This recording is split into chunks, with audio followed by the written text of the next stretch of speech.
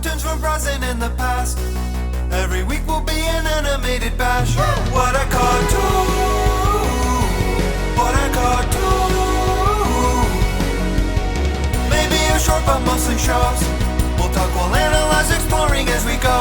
What a cartoon! What a cartoon! What a cartoon! What a cartoon!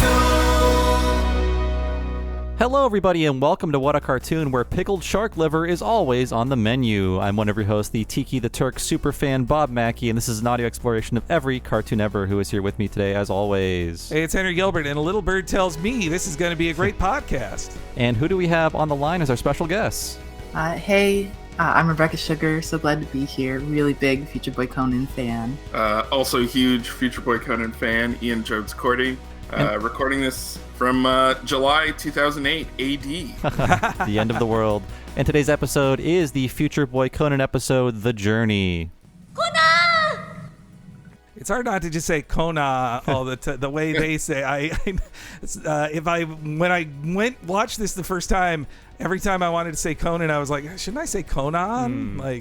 It's a real quandary because my wife, who is Japanese, she says Conan O'Brien, but when it comes to Detective Conan, she's like Conan. So there is a difference, but I say Conan because I'm an American, and that's just what I see when I see the word Conan. Yeah, I mean, we're talking about the very important cartoon to animation history, Mirai Shonen Conan, or Conan Boy the Future, or Future Boy Conan.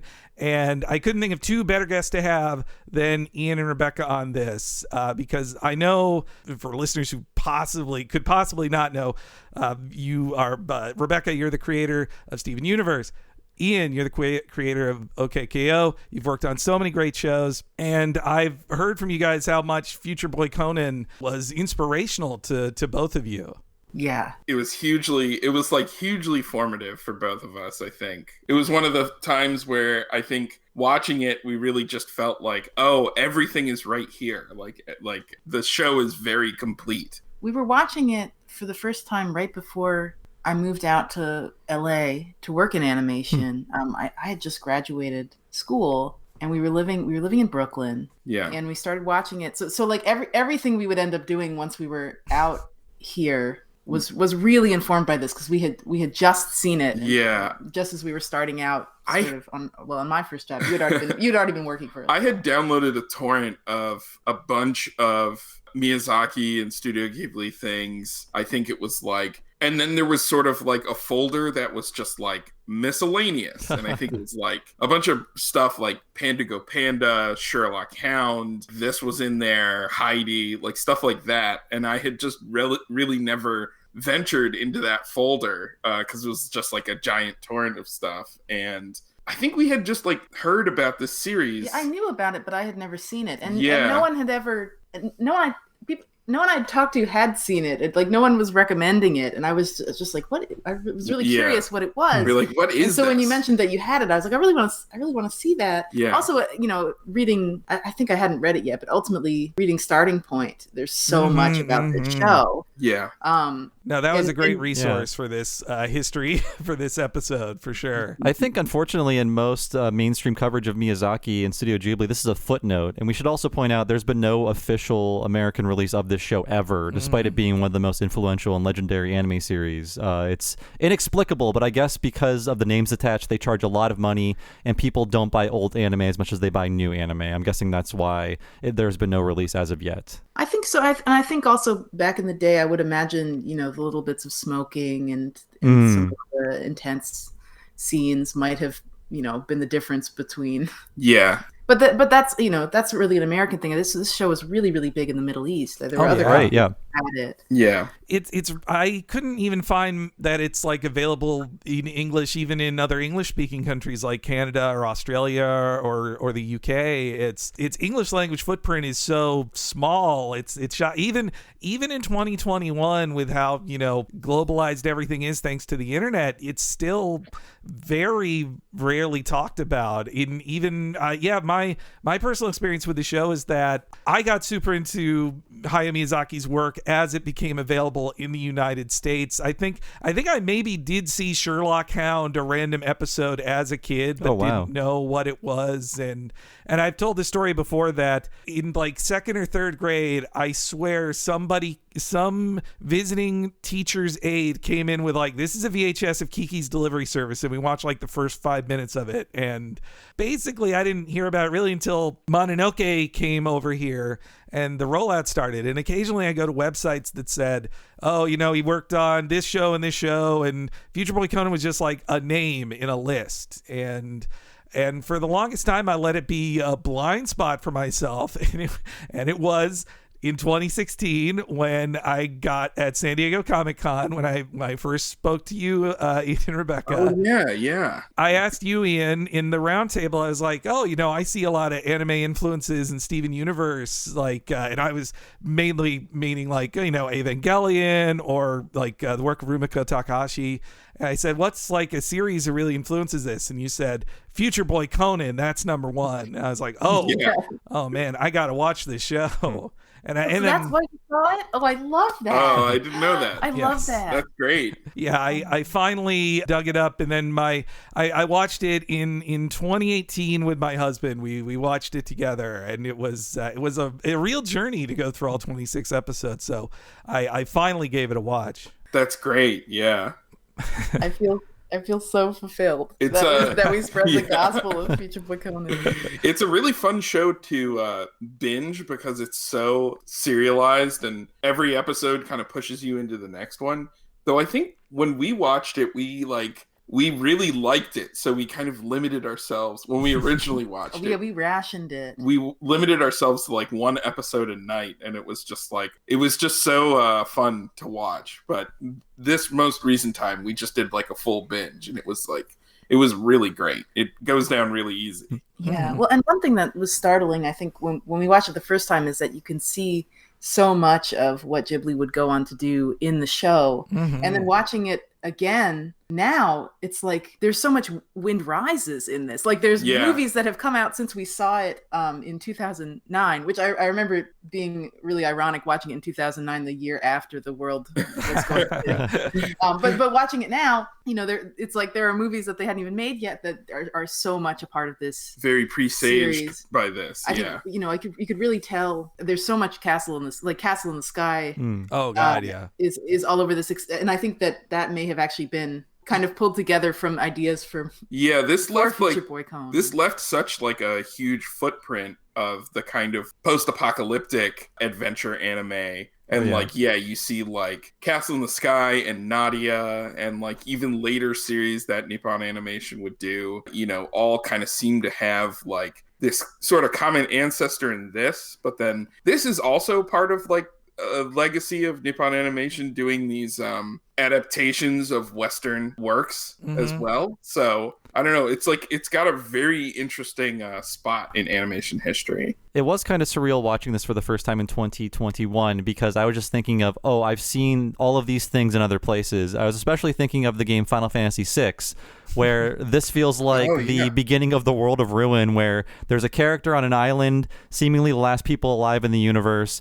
The old man dies and the young person is told, go out and form a party. So that I was like, all of these creators saw this when they were kids or teenagers, and this definitely influenced like tons of video games as well in Japan. I mean, I think especially I grew up playing a ton of Wind Waker, which is heavily I mean, the way the water effects are in that game, the pirates, basically the score in the pirate ship is almost exactly the same as the Barracuda. It's like there's so that's clearly so heavily influenced. I saw all of that first. Yeah, and those games. Even like the Wind Waker sequel, Phantom Hourglass, like we'll meet the character Dice in this episode, and it's like that game has a character that is literally the exact same character, Linebeck, which is just like, I've met this character before. Wow, that guy is Dice. That never hit me.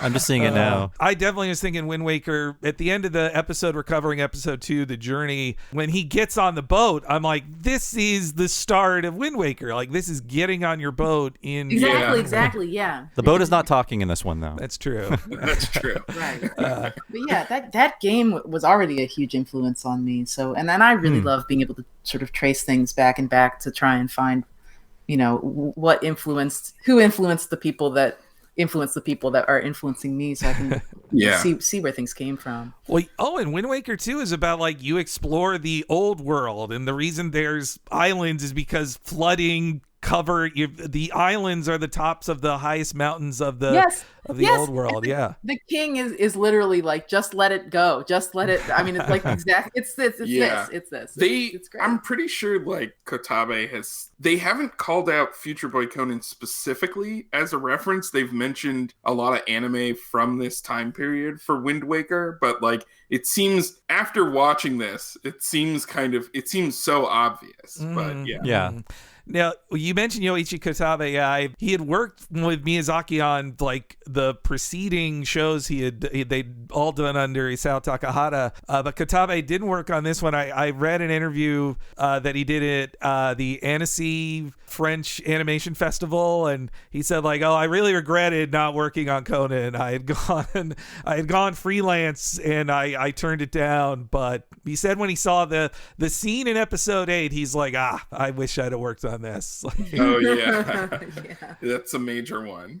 But yeah, so I guess creatively for you guys, after watching all of this, I thought like, I do see so much of this in Steven Universe as well. Like, so when you approach Steven Universe, like how much of this show was in your mind? I mean, it wasn't even so much because Steven Universe, I think thematically it's a lot different from this show. I think the thing that this show really inspired was sort of the way that it structures all of its story elements, a lot of the visual styling of the show as well, and a lot of some of the like relationships in the show were really inspiring to us. So it wasn't like we looked at this show and thought, we want to tell a story that's just like that, because Steven kind of has its own story and its own themes. But I think the thing that was most inspiring was, the visuals and also the respect that the show, that Future Boy Conan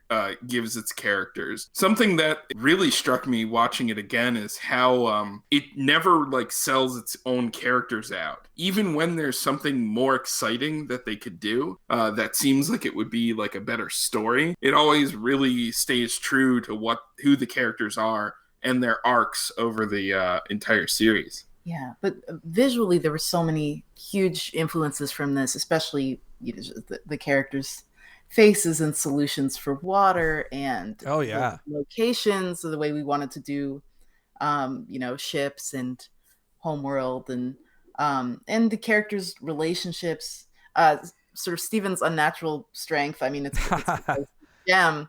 But that's so charming in Conan. Yeah. that was a very direct influence. We were really, really inspired by a lot of the character designs in this show.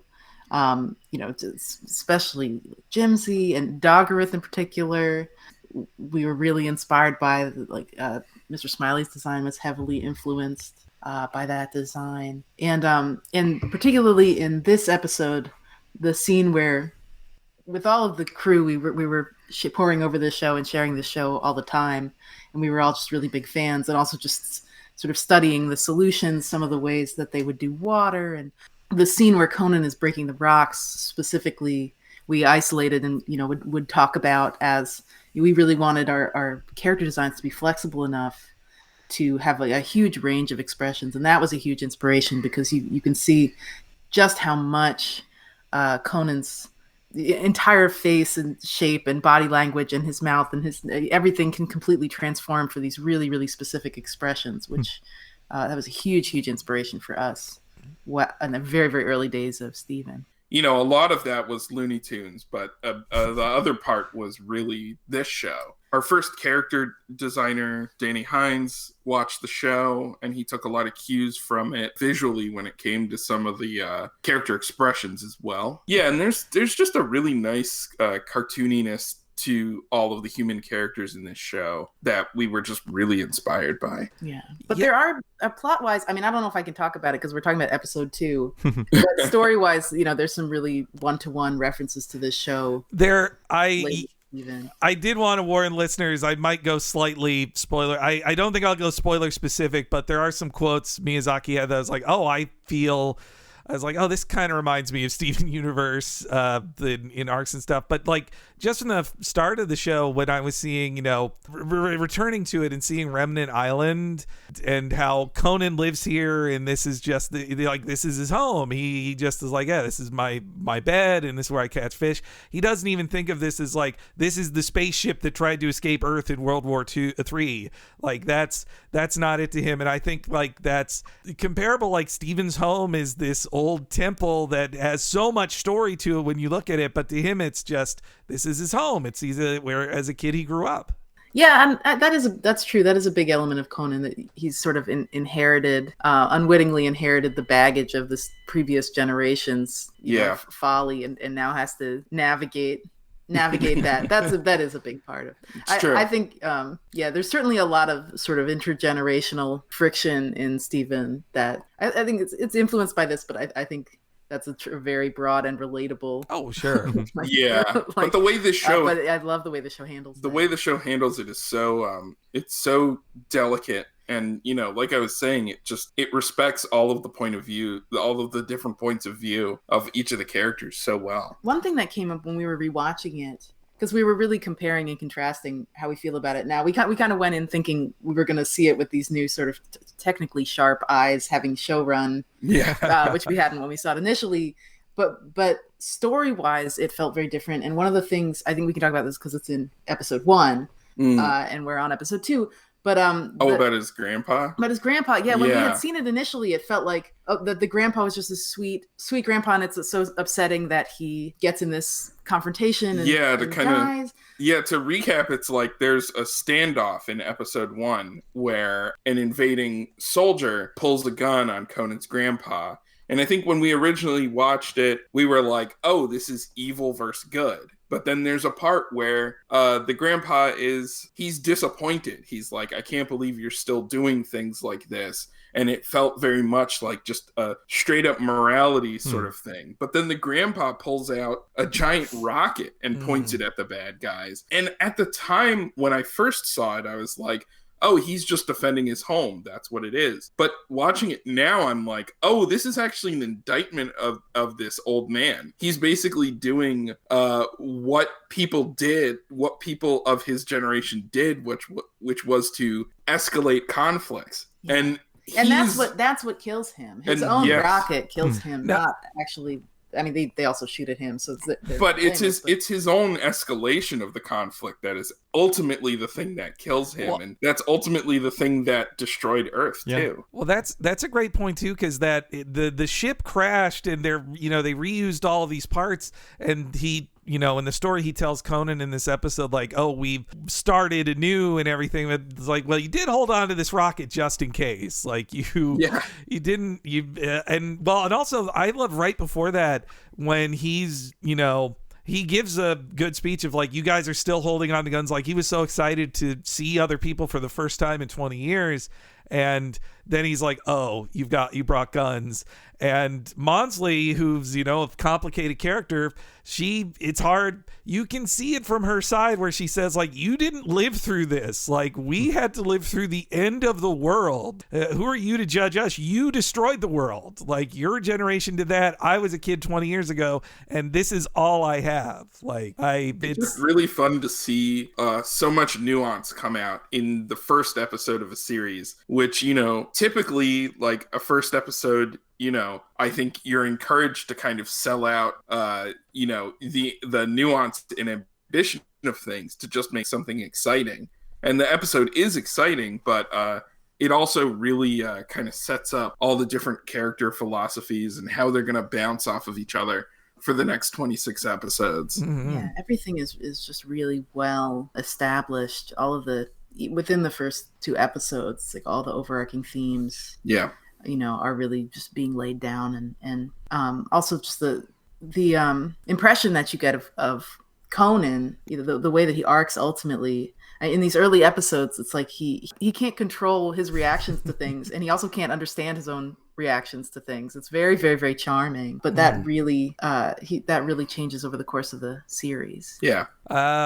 So let's get a little bit into the history here. A lot of this I'm sourcing from an interview Hayao Miyazaki did in 1983 with Yoko Tomizawa. It was first in this book I have right here, the Mata Aitane art book from 1983, but it got published in the Starting Points collection, so anybody can read that. That's now available digitally, which is super nice. It had only been in print for the longest time, but if you love Miyazaki's work, it is Starting Points and Continuing Points. The second book, they're both like indispensable. I guess where this really starts is with American science fiction writer Alexander Key. His most famous work in the U.S., I would say, is probably Escape from Witch Mountain, which got turned into like a Disney movie and then a sequel Disney movie like 12 or so years ago. Wasn't The Rock in that or something? I think he was, yeah.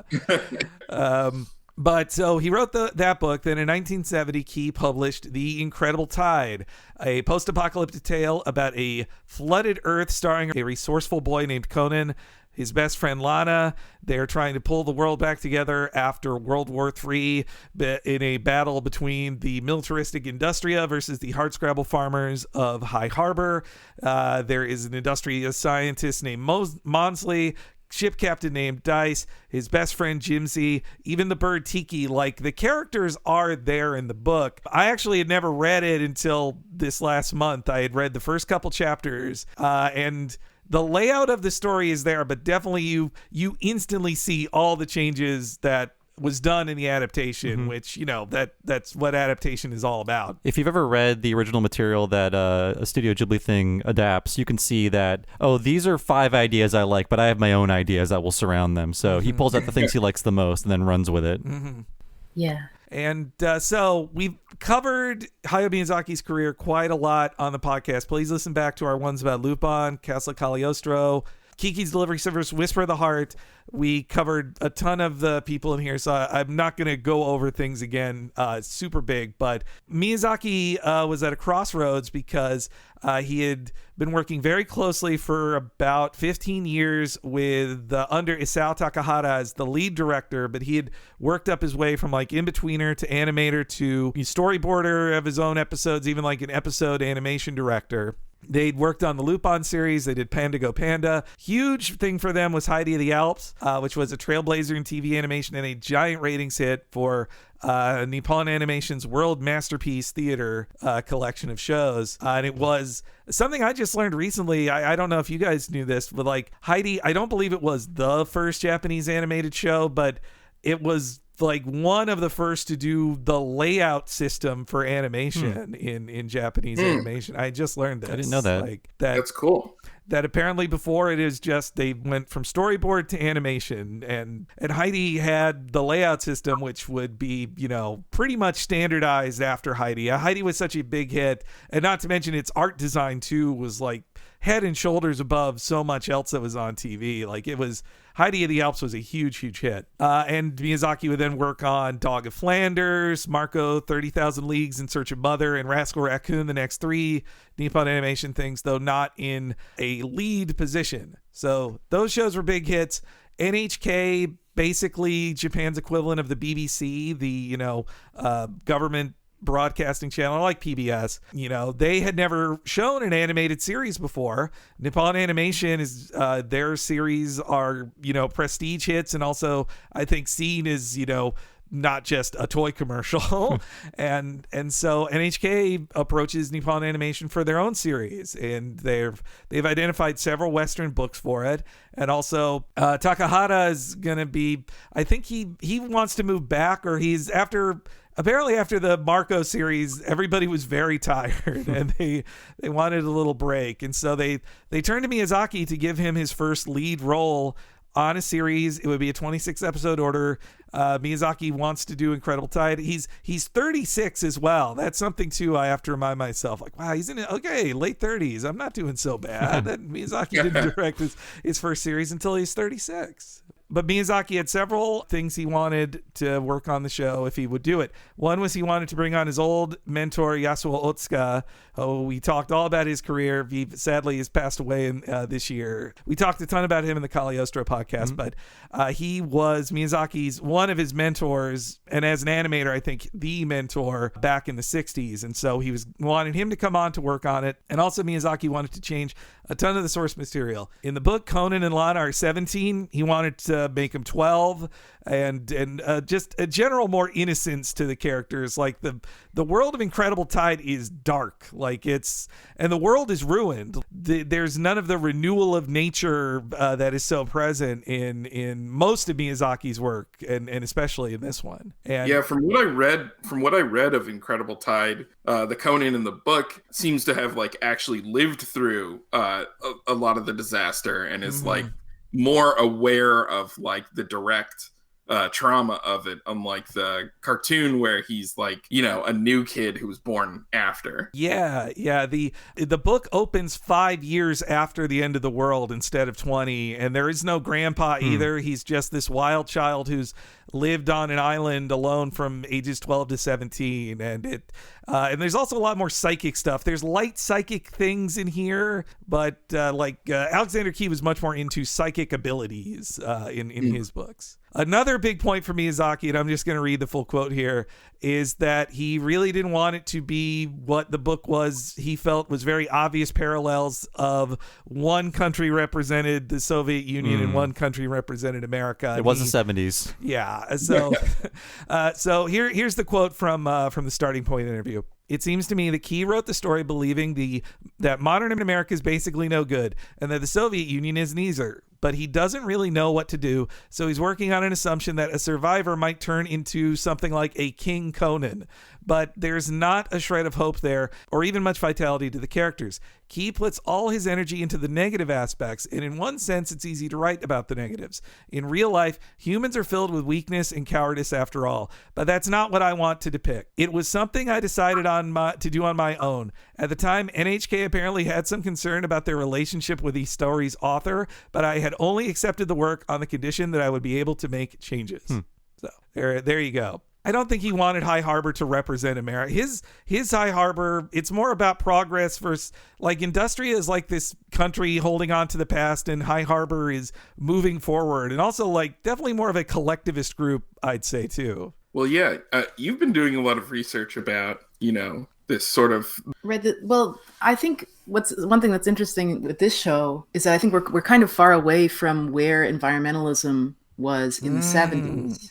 Later, in the 80s and then into the 90s, sort of the idea that solar power and environmentalism would go hand in hand, and that the solution to saving the environment would come from technology. That was a mutation of a very different form of environmentalism that was happening in the 70s, which had a lot more to do with returning to the. I mean, you see it in all these sort of counterculture communes and stuff. It's returning to the land.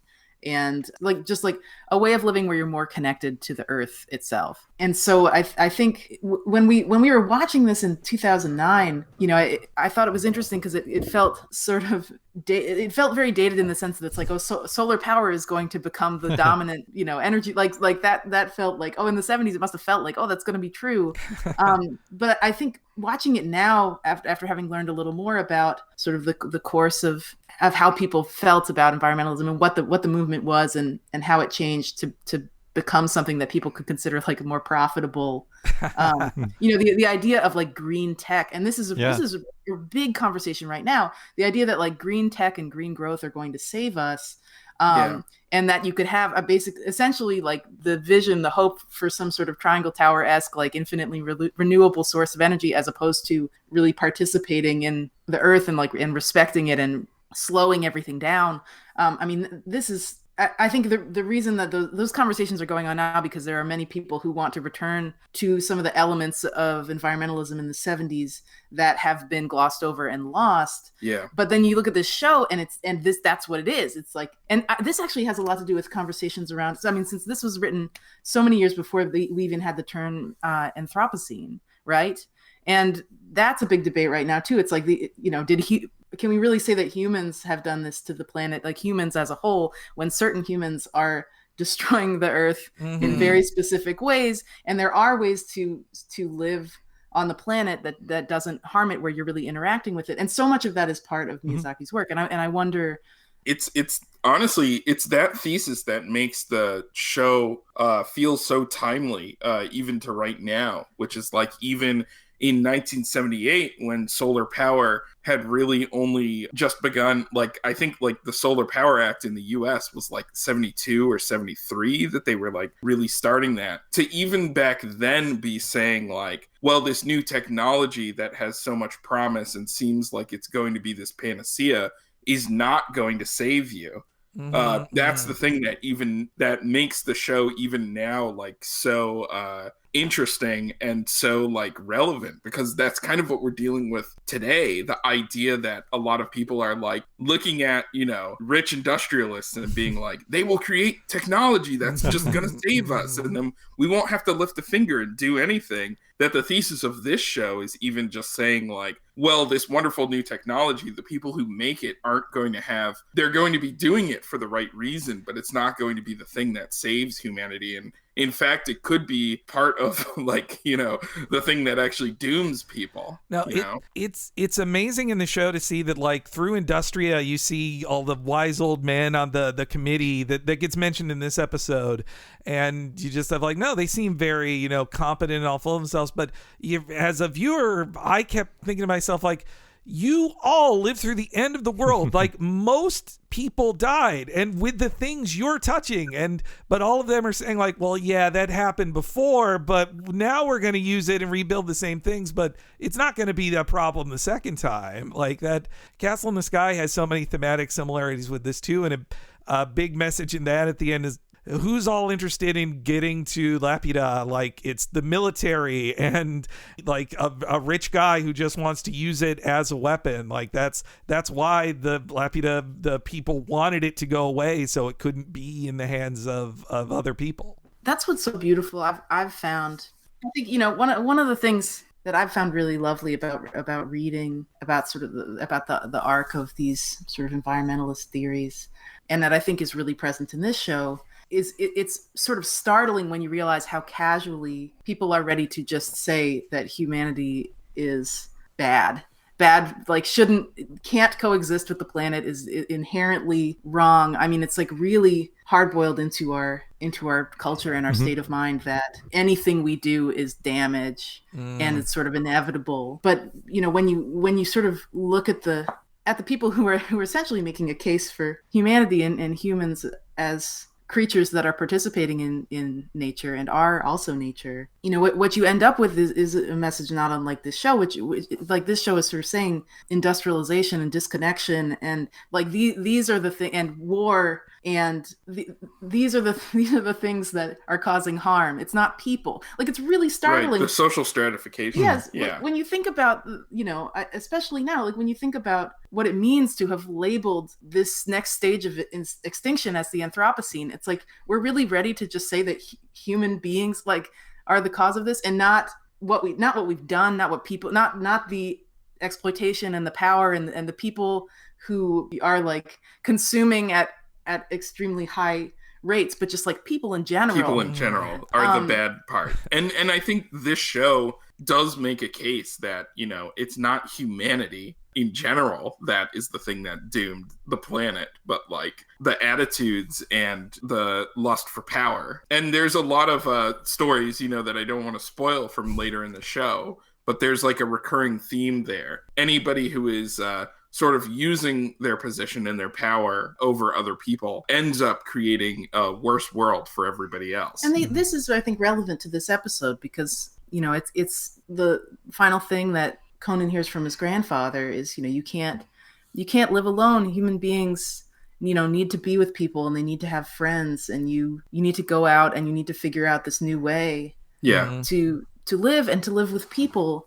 And I don't know. I think it's really beautiful, and I think it's really startling, and I think that makes a lot of sense that he would have made that change from something that's about different warring groups to something that's about like consumption versus sort of participation in nature, stewarding in the stewardship. earth. Yeah. That's and what's really come into focus for me is like just how, current a counterculture narrative that would have been at this time, and how it continues to be. And I think this sort of came up. I mean, one of the things, this is OKKO related, but one of the most startling moments I think during OKKO was the Captain Planet crossover, where some of the ideas that you were bringing back from Captain Planet are more extreme and radical to say now. There was a whole show about that, but the idea that nobody heeded any of these warnings, and it's more controversial now to say please stop polluting than it was when that show existed in the 90s.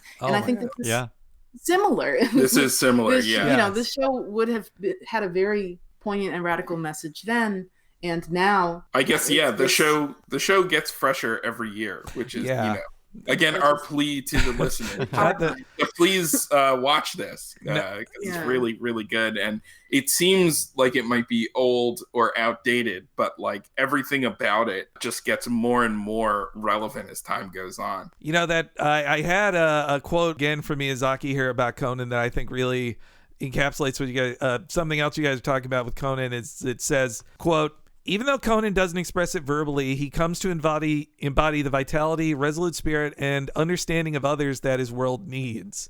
And he talks about how like the renewal idea is there too. Like the planet doesn't reject humanity when it comes in the story the grandfather tells in here.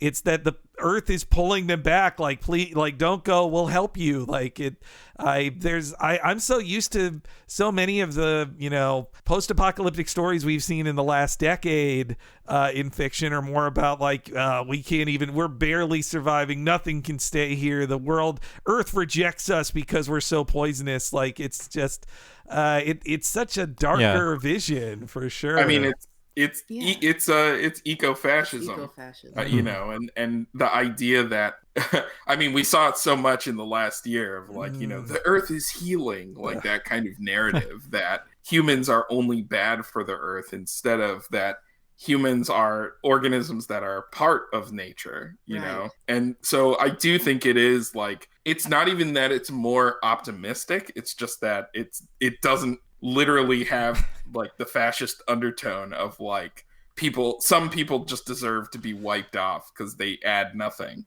Miyazaki definitely, he doesn't have that kind of view of the world. No way. I wondered too, watching this again, because the other thing we saw that didn't exist when we watched this in 2009 is Kingdom of Dreams and Madness. Seeing this again, knowing, I think this is fair to say within the first 2 episodes of the show, because they kind of lay it all out there, but knowing that sort of this generation of artists would have, experienced war and displacement because of war, and the fallout, and had to rebuild. I think that too, watching this, with that initial scene of Maudsley and the grandfather, the artists who were making this were Maudsley age, basically. They were kids, and so it's just staggering, how personal this show feels, knowing that, and also just really moving how optimistic and hopeful it is, even within these first 2 episodes, that you can survive and you can live and you want to live. The world wants you to live. It's no coincidence this show was made by somebody who grew up during the reconstruction of Japan after World War II. That's not a coincidence at all. It's totally informed by that. So the production would begin in summer 1977, pretty much just the World Masterpiece Theater set. Production continued, though it would be a little tougher because they were on NHK, which meant no commercials. Though there is a eye catch in this, it wasn't for actual commercials. It was just Miyazaki and his team were like, well, we're used to pacing in 2 acts like this, so we'll just put one in here. You have 20 seconds to get a glass of water.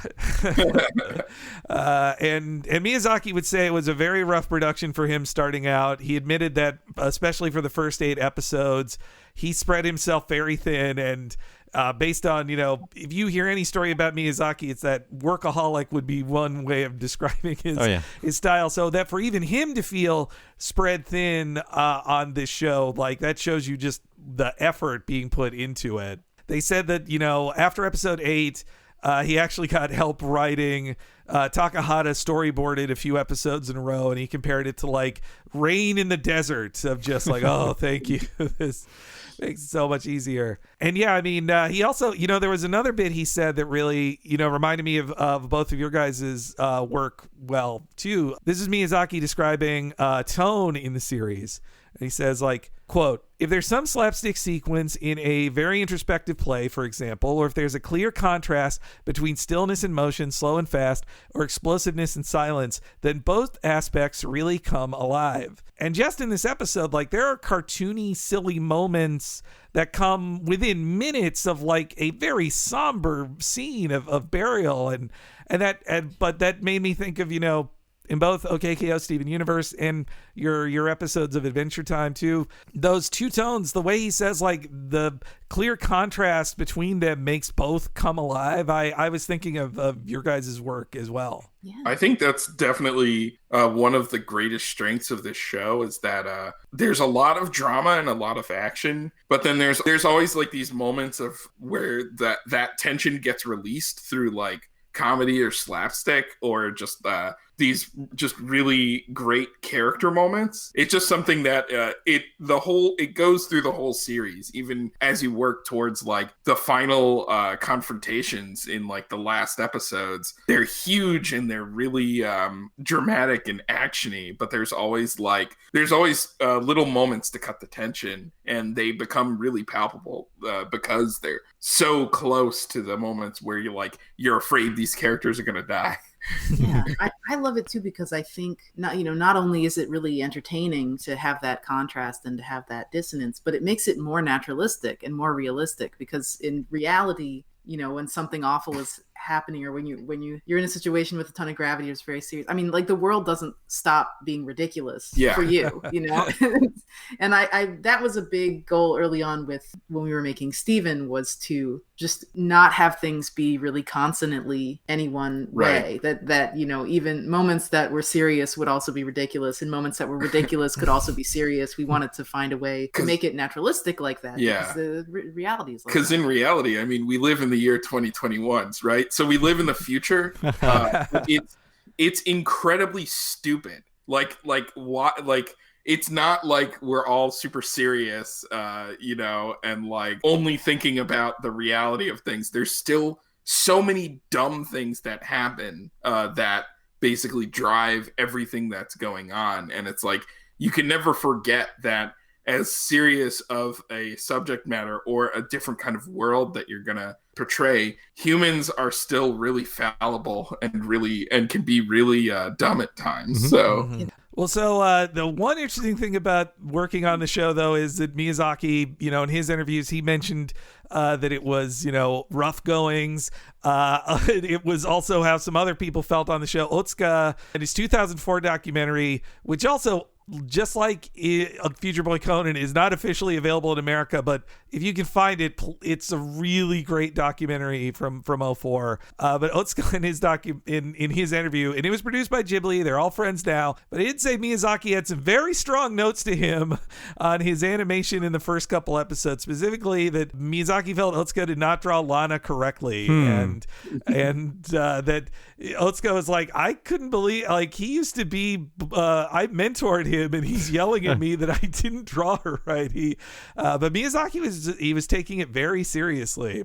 They say they would have missed a deadline had there not been, like, there was some week they took off for like it started in April and it would run for 26 weeks, but they took a week or two off for just for padding, and I think it was maybe a holiday or something that they could get an excuse for that. But Takahata was a writer on the show. He was still a producer on it, so he's involved. But this really was the first time Miyazaki was lead creative on something, and he would later say, like, oh, I couldn't go back. Like, he'd go to Anne of Green Gables after this, and after a few episodes he's like, I can't just be an animator anymore. and you know what, TMS is offering me to be the director of a Lupin film, so I'm out of here, guys. But yes, during the production there were many other people, major animators who helped on the series as well, were involved in it.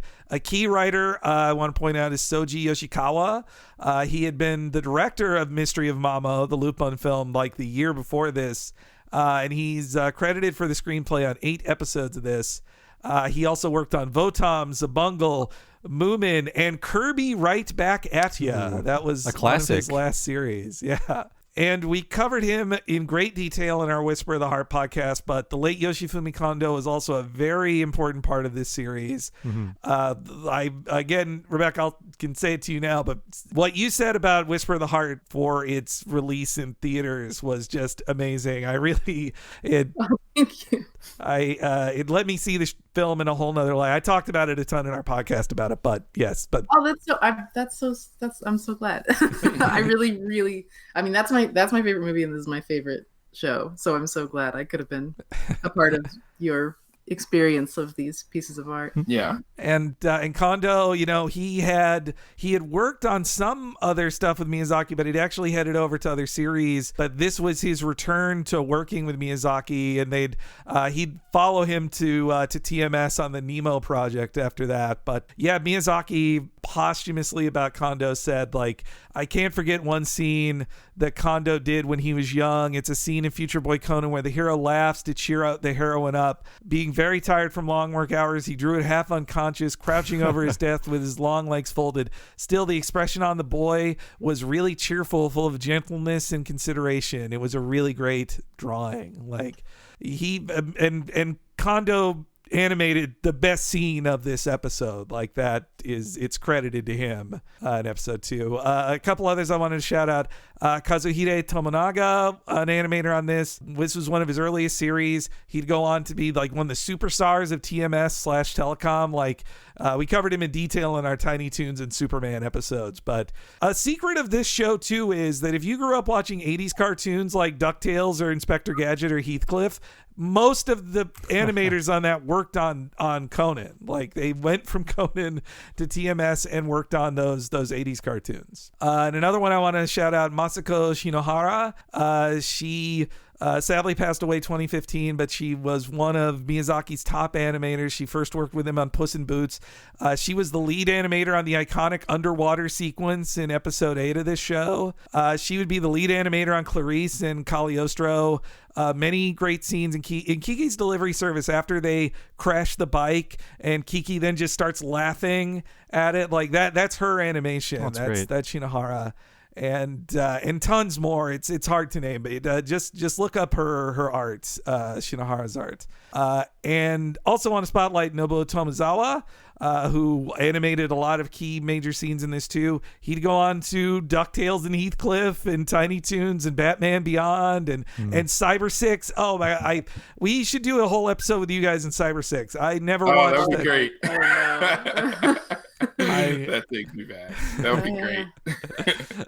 And one more I wanted to shout out was Nizo Yamamoto, who was the art director on the series. He was only 24 when he came on here. It's his earliest credit in animation I could find. And I mean, the colors and the world design, like the background pieces in this for a television show in 78, like, there's lots of great anime and TV shows from 1978, but if you compare the craft on display in this to some other shows that were broadcast in 78, the just skill level that Yamamoto and the background artist had on this is just incredible. Yeah, I will tell listeners, if they're afraid of this looking too dated, it does not look like a product of its time. No. It looks very timeless. Yeah, and if you can get your hands on like the Blu-ray versions, it's so sharp and it looks so good. Not just like the quality, but all the background art and all the animation. It really holds up really well. It's been very well preserved. And Yamamoto, like, he'd be art director or background artist on Cagliostro, a gorgeous film, Castle in the Sky, Whisper of the Heart, Princess Mononoke, Perfect Blue, Spirited Away, like some of the most gorgeous animated films ever. Like, he worked on it, and this was one of his first things. Like, it's I looked up, I want to just buy the whole book now, but I've seen pictures from a 2015 collection of his art. I'm just like, oh my God, just seeing it without the just outside of the film, it makes it even more impressive. And the last person, series composer Shinichiro Ikebe, based on his IMDb and wiki page, this is the only TV series he did music for. He mainly does symphonic pieces or live action films. Like he did music for some of the later Akira Kurosawa films like Dreams and Kagemusha. Like this it was pretty prestigious then for him to do an animated cartoon series. Like even in Japan in 78, it was still seen as like, this is for kids, right? Like, this is a cartoon, that's for children. But an incredible collection of talent working on this. And also the voice actors are really great too. Noriko Ohara is the voice of Conan. She does and has done for decades Nobi on Doraemon, the lead boy. And also in the entire Time Bokan series, the sexy villain Jesse, basically Jesse from Team Rocket. Yeah. That's Noriko Ohara. Lana is Meiko Nobusawa. She voiced Kiki's mother in Kiki's Delivery Service. Okay. So she stayed in the Ghibli family. Dice is voiced by Ichiro Nagai, who countless roles. When I heard his voice the first time I watched, I was like, I've heard this voice so many times. Like he was Cherry in Urusei Yatsura, Haposai in Ranma 1/2, and the everybody's favorite cat god Karen in Dragon Ball, along with many other Ghibli films. And one other thing that's important in the history of Future Boy Conan is about networking, because there was a magazine called Animeju that was reporting on this and also really spotlit Miyazaki as the lead director. Like it had, I don't want to say auteur theory, but it definitely was about saying to, readers, this is a Hayao Miyazaki production, and getting behind the scenes. And a key editor and interviewer for that magazine was Toshio Suzuki. And Suzuki, he'd interviewed Miyazaki many times. His company, Takuma Shoten, was really behind promoting the show. And not long after that, but Animeju, through Suzuki, would host Miyazaki's comic Nausicaa.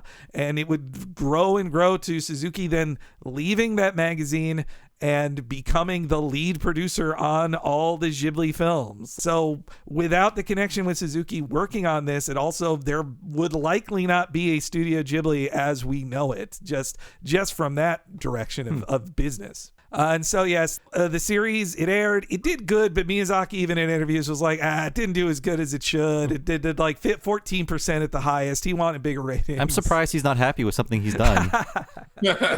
He's a perfectionist. I'm being sarcastic. Yeah. And he went on to the Anna Green Gable show, which is a gorgeous show. And if you love the work of Yoshifumi Kondo, he's the animation director on that series, and it's just incredible to look at. That is available in English. On YouTube, yeah. Yes, legally. Yeah. In English. And so Miyazaki then gets tempted to head over to TMS and work on the Little Lupin and Little Nemo planned adaptation, which would take a whole decade, and he wouldn't even direct, but that's a whole other podcast.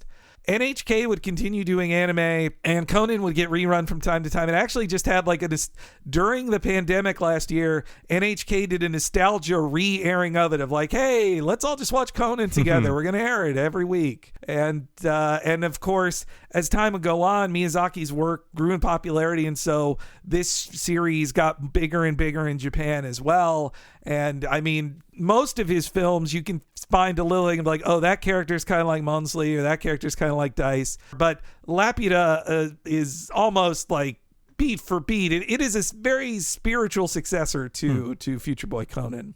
But I guess the biggest question is, why has this never come out in North America? It is interesting because like in 1980, Conan was dubbed, though, as Adnan, his name was changed to, but it became out of a Kuwaiti dub, and it spread across the Middle East. Like, it's one of the biggest anime series of its time there. They were way ahead of us on it. Like, when we interviewed the UAE artist, Fatma Al-Mehari, she mentioned like one of her first animated series she saw was Conan. Like it was that big growing up for her in the 80s. They had a dub. I mean, they put it out. I mean, people had access to it. I mean, I feel like that made a huge difference. Oh yeah, and like they were getting a lot of anime while we were if lucky to get a Robotech in the U.S. They had much more available to them. And also like Portugal, Italy, France, so lucky. They all had Future Boy Conan through the 80s. And it grew in popularity in those countries, but no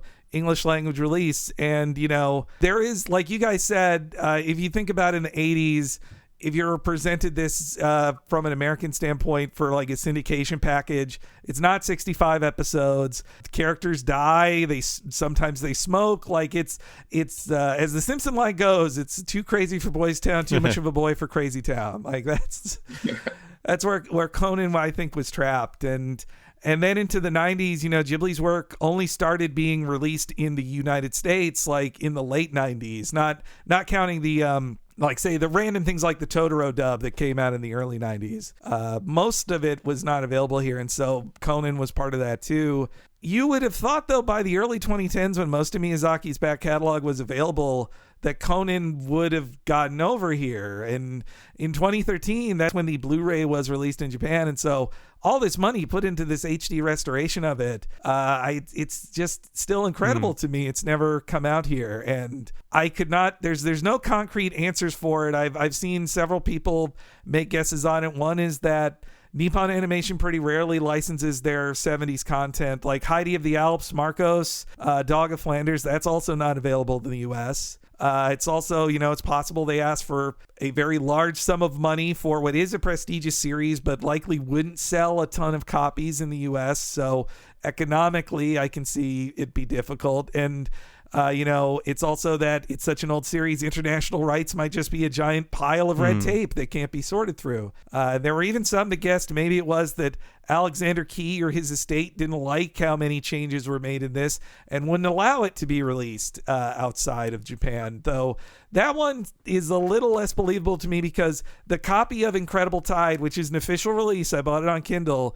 On the cover, it says "Inspired Future Boy Conan." Oh, really? So okay. I would think, Someone was playing it. yeah, somebody in charge of Alexander Key's estate is fine with the Conan connection. So I don't know. It could be, you know, they sell those without even import fees. The Blu-rays are $300. So it could be the company is afraid of reverse importing, and they're like, well, if you sold it for like $80 in America, it makes our $300 copy not $300 in Japan. It's capitalism. It just sucks. I just want to watch this show.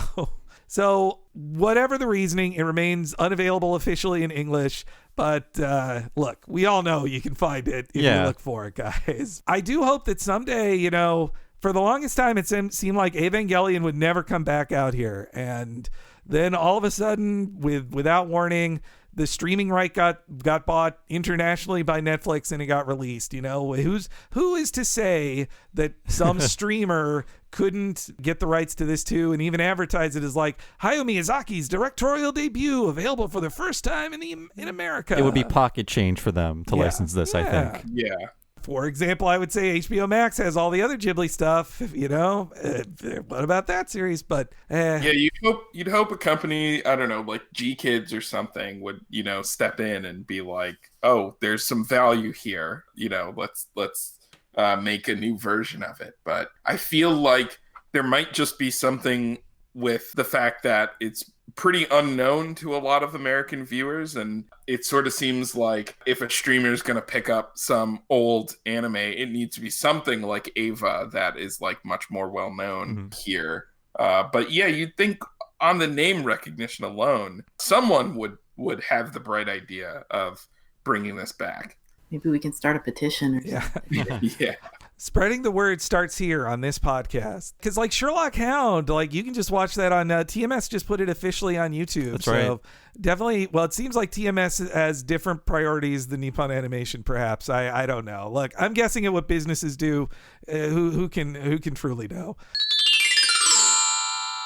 Hi, everybody. It's Henry from the future, and I felt I must include this here after we talked so much about how Future Boy Conan seemingly never come to North America.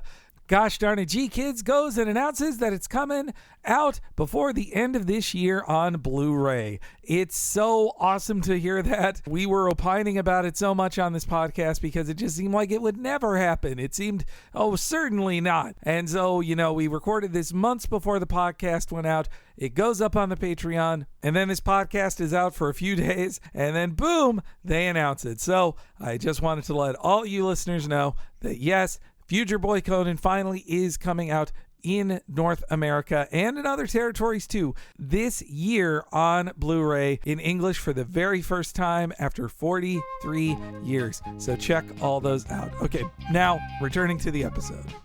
But okay, why don't we take a break? When we come back, let's go scene by scene through episode 2, The Journey, and I think we'll have a lot of fun tangents too. So let's take a quick break.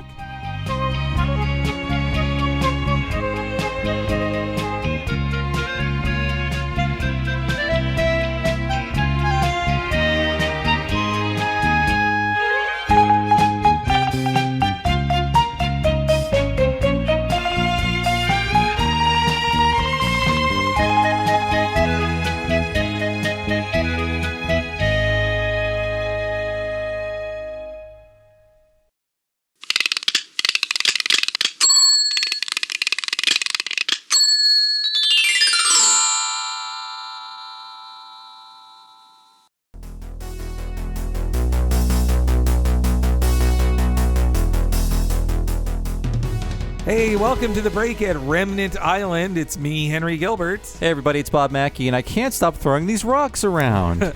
And thanks so much for listening, everybody. We are so happy in this week's episode to have on Ian Jones-Quartey and Rebecca Sugar. They are both such experts in Future Boy Conan, and we also loved talking with them about its influence on their amazing animation as well. Like, this is one of my favorite episodes of What a Cartoon we've done, and I hope all you listeners enjoy it too. And we're only able to do these podcasts with such great guests as Ian and Rebecca because we are supported by listeners on patreon.com/Talking Simpsons. That's right. If you go to patreon.com/Talking Simpsons, sign up for $5 a month, you get all these podcasts 1 week at a time and ad-free, and also access to everything behind the $5 paywall we've made since the beginning of this Patreon. That is over 100 bonus podcasts, which includes all of our limited miniseries like Talking Critic, Talking of the Hill, Talking Futurama, Talking Mission Hill. The most recent one was Talking of the Hill Season 2 Part 1, and there will be another miniseries coming at you in the fall of 2021, only for patrons of that level or higher. And there is also a $10 level as well. When you sign up for that, you get all of the $5 stuff, of course, but also access to one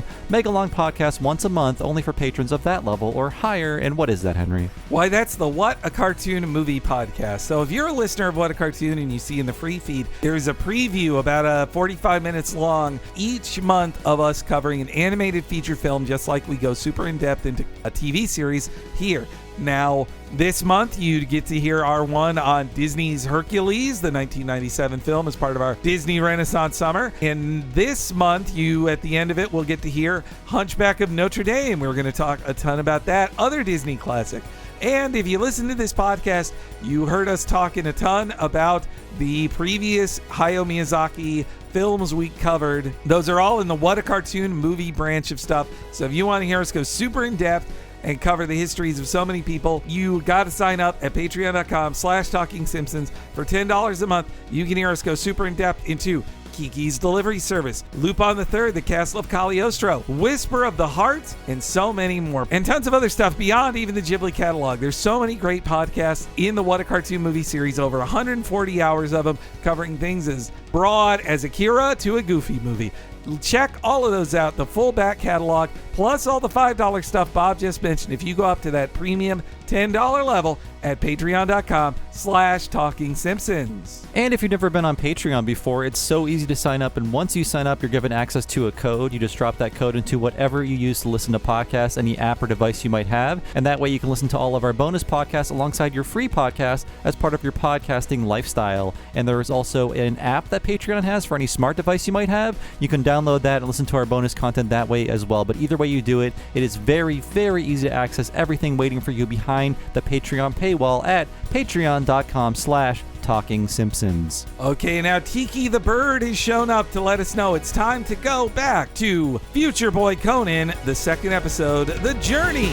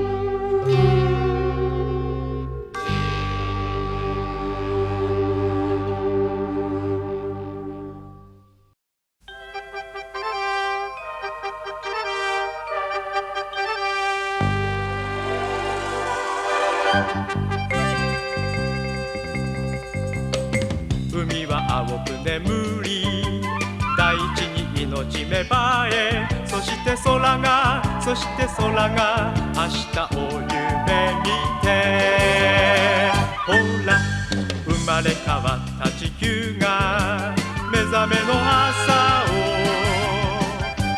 迎える泳げない見えたって走る土を蹴りこんなに地球が好きだからこんなに夜明けが美しいから歌え声合わせ踊れ語るこんなに地球が好きだからこんなに夜明けが美しいから Okay, so we're back from the break. You just got to hear the awesome theme song of the show. Also, before we started, I wanted to have a special shout out to friend of the show and fantastic artist Maddie Kopp, because Ian, you had reminded me of this. We're both viewers of the Ota Kings YouTube channel. Yes. And he has dozens of videos that are officially translated into English, but many, many more that are only in Japanese, including episode breakdowns of this show. And he knows this show. So I asked our friend Maddie, who is fluent in Japanese, to watch them and about the first and second episode. And she gave me a couple of really good notes on it that I'll be sharing here. Oh, So, cool. but thank you to Maddie. Even if you suffer from the language barrier like me, if you look up for the one he did for episode 2, you can just watch. He goes through this amazing, like he has a diagram from an art book of Remnant Island, as well as a like pretty good model of it, a very fancy model. And he just is like, no, see, they thought of everything here. Here's where the bedroom is. Here's where this thing is. Like it, just the layout of it is just incredible. Like he explains it all very well. But yes, the episode. I have one other clip I want to play here. When I hear that riff, I'm just like, the episode's Conan is here. We are in the 70s.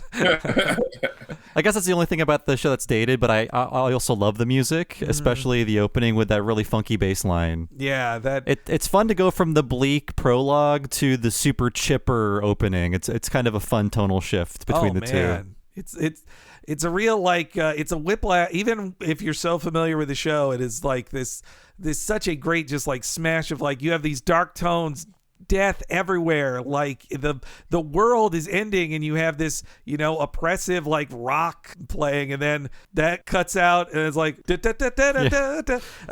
I'm a sucker for any anime opening where there's people running across a hill, which is most of them. And but birds. Yes. Yeah. It really encapsulates the spirit of the show. That this destruction, this unbelievable bleakness is going to give way to this new dawn and this new life, and even like the series' key image of like these destroyed buildings and like the wave coming over it. It's all like there in those first couple minutes, like all this destruction and then it being covered over and new life growing. It's like a thesis statement, really. Yeah, the old world is beneath the waves, and Conan's just riding them like he's happily with his best friend. Like it's so. The prologue means so the most in this episode too, because this is the first part of the story that Grandpa will pick up with Conan later in the episode. So this scene by itself, it sets the scene for this is the end of the world or the end of World War III. But what's the story with these people in the spaceship that gets pulled back down? Well, you're going to find out later. I only watched the first 2 of this series. Is the prologue different after this, or do they keep the same prologue? It's the same. Okay. Yeah. I will say that one way to get to 29 minutes is to have like 3 minutes at the start that's always the same. But, I don't blame them. No.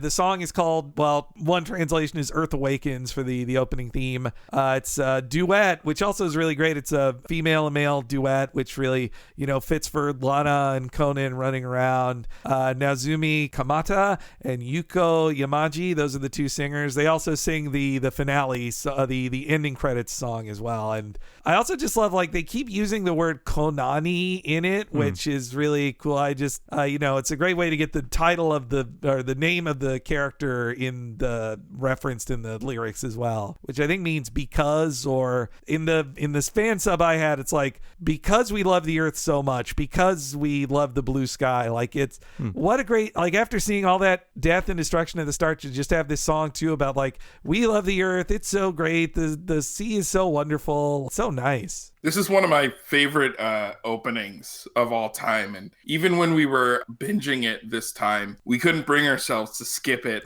any time, just because of the exuberant energy that it has. The color styling is also so good. And the actual like events that are happening in the opening have like a lot of meaning as the series goes on. I don't want to spoil anything, but it's like, the joy that you see them having there is basically like the thing that you're yearning for throughout the series. Yeah, can we say something that ends up like in the last episode? I don't want to spoil people because it's such a good thing to discover. Okay, but even we didn't totally figure it out until this watch through.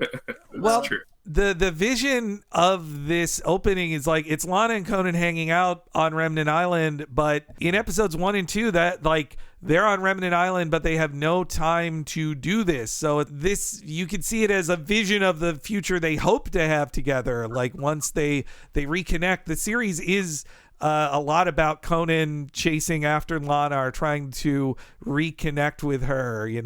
They go to so many interesting places, but yeah, that they're the heaven, I guess you'd say, of this like opening is just being able to like hang out on Remnant Island and just like have a nice time. Right. Well, and in this episode too, as he's leaving, I mean, he promises to return. So I think that through the whole series, there's this hope that ultimately he can come back home. And having this as the opening really like solidifies like this is what we want for these characters to get to return here and be happy. And the puzzle's sort of laid out here too, which is that he wants to be home, but he's also told by his grandfather that he can't be alone. So this is not, he has to go through all of these trials and this whole learning experience to be with people. But then, how can he do that and also come back to his little island that's so remote with only this ship? And the shot at the end of the opening of them in silhouette, like standing on it, is just so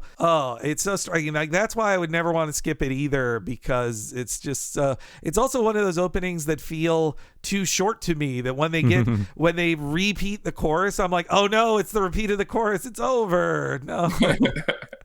Yeah, you're right though about the bass line. It's supremely funky. Yeah, it's an incredible bass line. It pulls you in every time, like near, like, oh, Conan started. Like, yeah. And yeah, like you guys said, the show I think is very friendly to viewers who just want to watch it like back to back to back in a row, because each episode picks up immediately after the last one. Like they connect. There's not even like previously on or anything. It's just here's where they were. Here's like the last 30 seconds of the previous episode, and now it's time to resume where we were. One thing the show does that I love a lot, and you really start to notice it later, is that when they pick up at the beginning of an episode from a cliffhanger, they actually kind of expand what happened in the cliffhanger a little bit. They don't just replay what happened. They basically take what happened and add a little bit more detail, which gives it a little bit of... you get more momentum going into the story of this episode. So they'll show like a little more detail, like, oh, when he runs, like this happened, or like there's stuff later where it's like, oh, you see a thing where it's like, oh, the character's about to do something really intense, but it's like a overhead shot of them doing it. But then when you see it repeat in the next episode, you get like a close-up shot of the character doing it. Like little differences like that. Yeah. It's really fun. This show's so great about finding so many little ways to make even the simplest and smallest thing more exciting. You know, the way somebody's running, or, you know, the choices of camera angle, a little thing. I can probably say this because it's not a spoiler because it comes later, but little things like, you know, throwing an object down at somebody and almost hitting them so they jump out of the way. It's like they could have just thrown it down somewhere where they weren't, but it's just like, how can you just make this, 20% more interesting, 20% more slapstick, 20% more dangerous, like in any instance. It's just so thoughtful with every action. And then Conan himself, also just all of his movements and the choices of just how he uses his body are so specific. I had remembered, like when we saw it the first time, I remembered that he did so many interesting things with his feet. That's something that really carries through the whole series. Yeah. But watching it again, the feet stuck with me because they use that for so many plot points. He's really he's dexterous, amazing with his feet. Watching it again, I was struck by how it's really not only his feet. It's like even just the way he's using his torso or his hips or his legs or like distributing his body weight. Like he's so in his body. And I think that I thought like, oh, he's had to use his feet in all these specific ways. He's just very resourceful with everything that he can possibly do. And he's got some incredible harpoon skills as well. Oh man, yeah.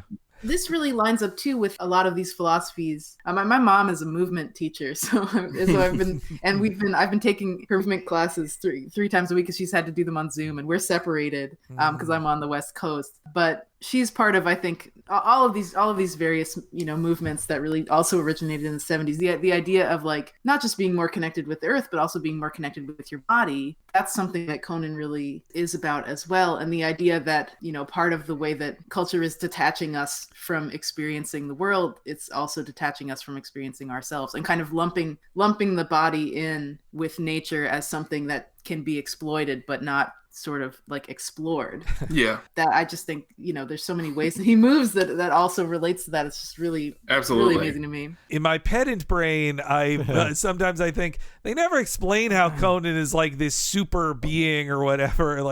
But I think that's just the spirit. Like the most they explain it is just the grandpa later saying to him, like, you're strong. You're the new seed. You're the tree that grew out of this. Like that's why you're so different, or you can live in this world because you're so strong. And I think you'll see too in the next episode, like Jinsei also is kind of like, he has unnatural abilities too. Like he can run as fast as Conan. He's about as strong.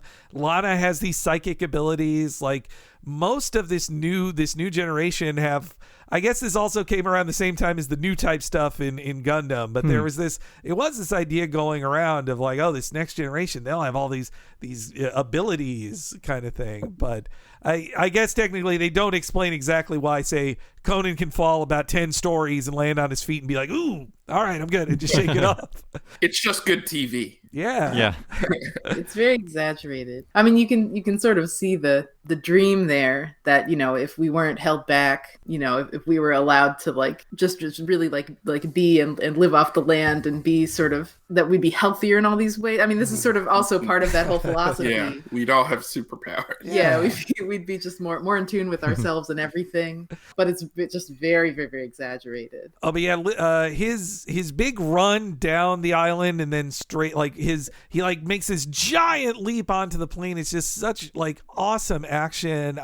From what I saw, that's a lot credited to Otsuka himself, which the movement and action of it really does remind me of the stuff he kind of pioneered in the Lupin series before this and would continue. Like there's so like this is also the kind of mix of like Lupin part 1, I guess you'd call it now. Like that series really pioneered like comedy action in so much Japanese animation. You can really see that here of like just him, the way he's the shots of him like using his pole to pull himself forward, but he's also like while he's working hard, he also just like looks at Lana and smiles like, "Hey, Lana, hey."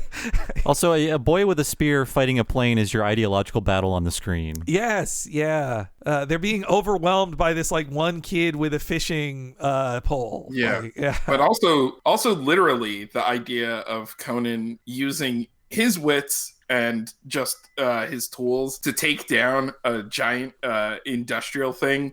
This is like an ongoing theme for the series, and this battle against the plane does get repeated, and it pays off immensely at the end of the series. Oh yeah, I guess him versus planes is especially is a continuing thing in the show. Yeah, and such great action throughout, like the way it does the barrel roll to shake him off, and you know that Miyazaki, like he is such an aviation aficionado that the line of saying like, the flaps don't work, it's like, well, that's why they can't do another barrel roll, because they've screwed up their controls. Like these, watching Oda King's videos about, you know, Porco Rosso and all these things, like he points out all of these very technical things that he's like, no, when this character counts out 19 bullets, even though he doesn't say I only have 19 bullets, it actually does matter quite a lot that he counted out 19 and 20, and the detail is just there. Well, isn't there a thing too? It's like he doesn't notice that one of his bullets is defective because he's distracted. Yeah.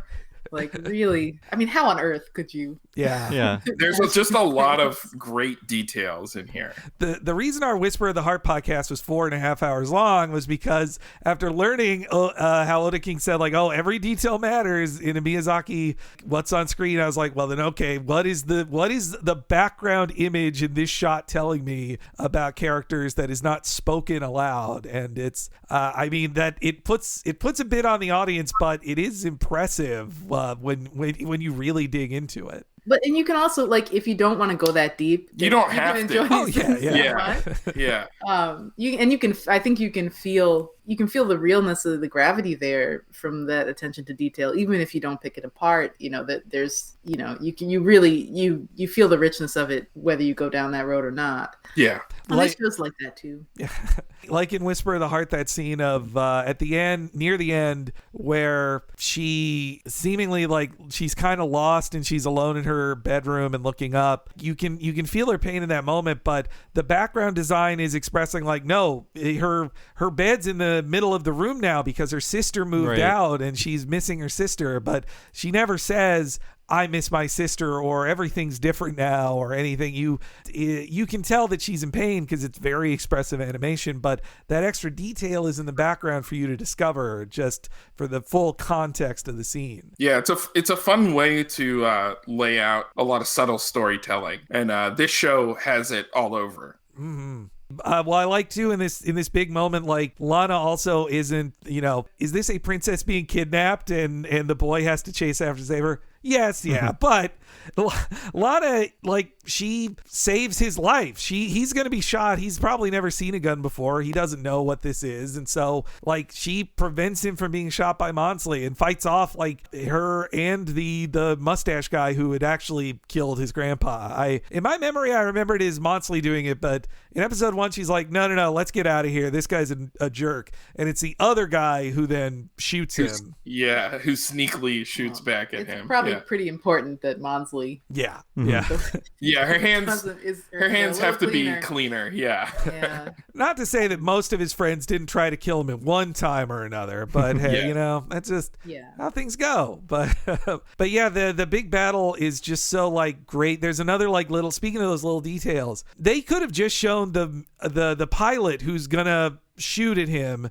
The way the cockpit door opens, it could just Really slide cool. back, but you see his elbow move because he is turning a crank inside of it, like off screen. Like just that little bit of physicality is just so just amazing. Man. Yeah, you see all the shortcuts that they could have taken, but they don't. Mm-hmm. Yeah. It makes it feel so real. Yeah. It's just so thought through. I like too how the again, I like, how do I keep being story? Yeah. But when they think, you know, no one could live from falling that height. Like seeing this episode early on, it's like people just really don't understand what Conan's capable of. He doesn't really understand it either. Yeah. You know, you just get this little push forward, just testing the early limits of these characters, and then they'll be tested again and again. Yeah, even in that first episode, like you as the viewer are told he's not like other boys, and that he holds his breath for like 3 minutes and kills a giant shark and walks around with him. Like he's not your average kid. I guess after he hangs onto the plane with his toe for so long, you figure he could probably survive that fall. Yeah. Yeah. Right. Well, the shark is really great too, because you see that's a little microcosm of what his adventures are going to be like. You know, it's like he's smart. You see that he's smart, but then even when that doesn't work, you know, and he's in even more danger than he was in before. He's resourceful. He's incredibly Yeah. resourceful, Mhm. thinking really fast on his feet, as well as strategizing. I mean, it's all kind of set up there in a very naturalistic way before you see that applied to pieces of tech and to adults Yeah. that you can't trust, and just all of these situations, and even just sort of interpersonal situations he'll be in, where, you know, he can try to outsmart people, he can try to outrun people, he can try to outfight people, but he has all these tools. You already know that from the very beginning. I've seen comparisons made to like Goku as well, has more than a little Conan in him, of just this, you know, wild-haired boy who raised by his grandpa and then gets to know the rest of the world. Like after me, something interrupts his lonely lifestyle. He's like, hey, what's this? Like, Conan and Goku had never met a girl before in this episode, in their first episodes too. Also, it wasn't in the comic, but in the first episode of Dragon Ball, he even catches a big fish and eats it. That's true. But Yeah. another just amazing comedic timing moment is when Conan throws it and throws his spear, stops the guy with his gun, but doesn't hurt the guy. And then he kind of has like this sense of pride on his face. Like, yeah, it's like, what? Just the way he slides, like it is like a Wile E. Coyote kind of moment, especially his fall is supposed to be dramatic, but also I was thinking like, man, this is such a Wile E. Coyote fall too. Like there's comedy in it as well. Yeah. Yes. Yeah. There's always such a mix. He kind of has. He doesn't do it early on, but he ends up having this sort of hero gesture pose.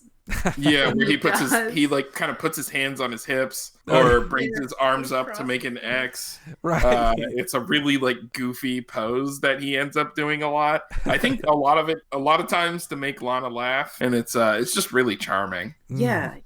He's so cute. But you also, it's like, that's also how you know that he's like a superhero, and he knows it.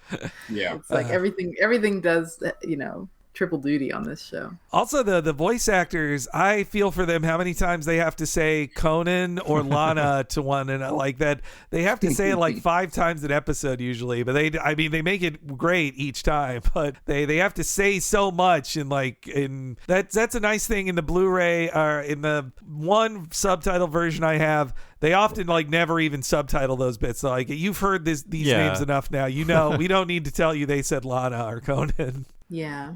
But yeah, Conan is seemingly dead, as far as the Lana has some hope after he falls. But again, just like amazing, like the shot of Remnant Island when he comes back, and like his sad, slow walk out of the water, and also the way he like plops on the ground. That reminds me of one of my favorite shots of Kiki's Delivery Service. Yeah. When she's at her lowest and just, you know, kind of like planks on the bed and just falls down. It's a very like just such an expressive motion emotion. Yeah, and everything feels very natural and observed. And that's such a Ghibli thing in general, just really, really, really specific acting.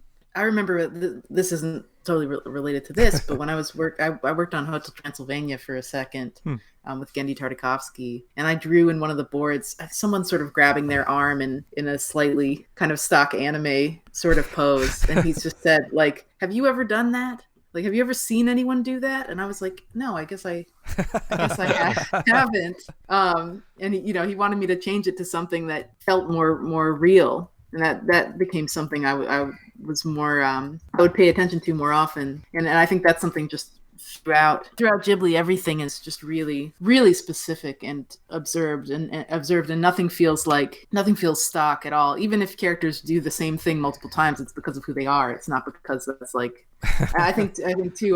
There are definitely some like Miyazaki faces that you see in this that occur over and over and over again. Oh yeah. But only when it's the kind of character that would make that kind of face. It's only in a situation where it's called for. So I love that about this show, because you can see the beginnings of a lot of those choices. And this is where he meets with Tiki. That bird is in the book in the first chapter. The bird Tiki, who also there's a key moment I think in the next episode, the episode after, where hair is tied to a bird's leg to communicate between characters. That's also like right there in the book in the first chapter. So that's one that I'd suggest if you are a big Future Boy Conan fan, reading the book is instructional, because you can also just see like, oh, here's what Miyazaki chose to adapt, here's what he didn't. And yeah, poor Conan, he's having the worst day. First Lana's kidnapped, and then he remembers like, my grandfather, and he runs into, is another key point, grandfather not there at all in the book. Conan is just alone on that island, and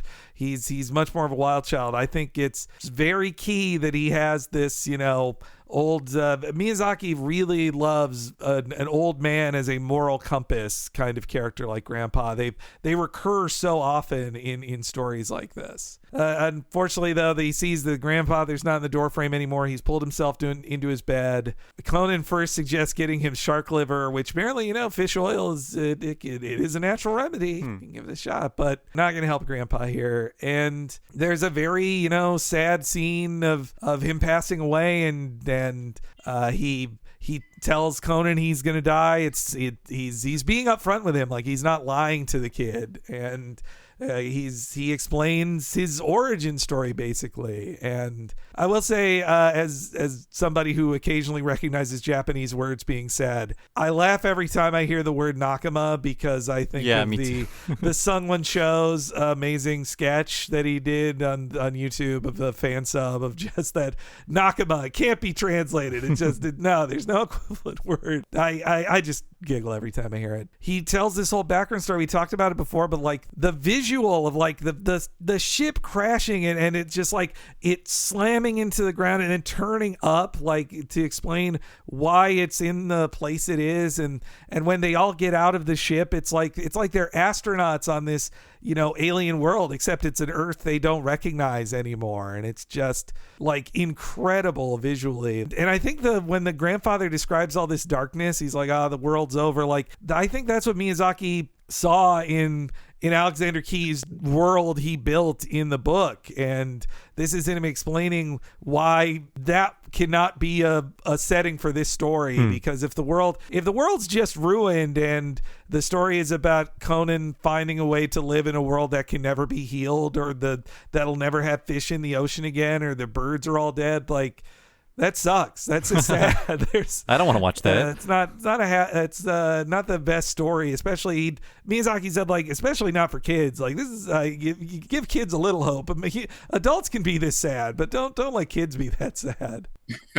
Yeah, this stuff I think it really, again, seeing it now as opposed to 2009 feels so incredibly current, because there's so much actual talk these days about like colonizing Mars, as opposed to just putting any effort into mitigating the harm being done to Earth. And seeing this now, just the idea that these people who are and Conan's grandfather, these were the people that were like, well, we're just going to get out and we're leave just the going to planet leave completely and escape all of this. It just felt startlingly current again, and that ultimately the way that their ship saved them wasn't by taking them to another planet. It was by exposing a spring in this planet, and that the regenerative power of Earth, not not the of idea Mars. that we'll be saved by leaving.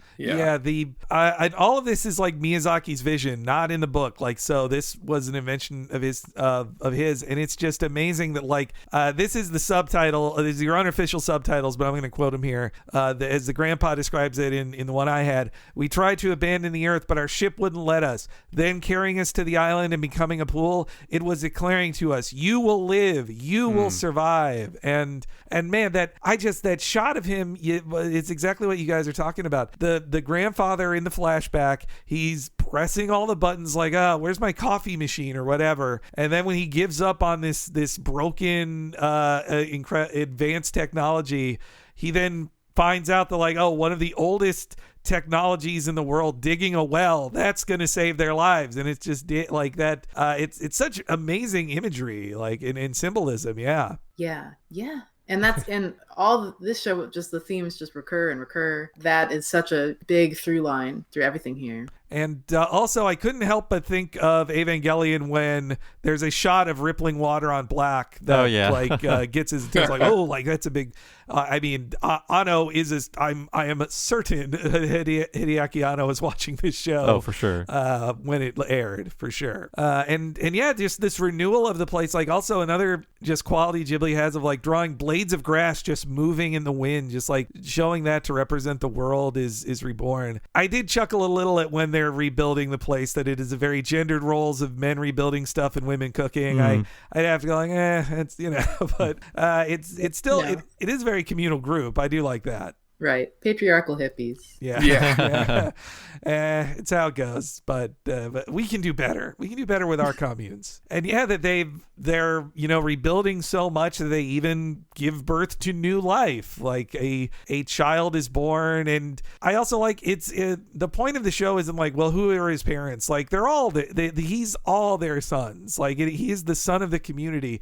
Whoever the mother and father is of Conan doesn't really matter. I was thinking, doing the math on this, Conan is born in 2010, I take it, in this series, and that would make this series take place in 2022, right? No, it's 20 years after 2008, so it's 2028. It's 2028, okay. So he'd be born in 2016, I think. So we have a little time. Yes. Whatever year Conan is born will be the year it comes out in America, that's what I'm saying. It's so sweet. I love cute little baby Conan too, just crying.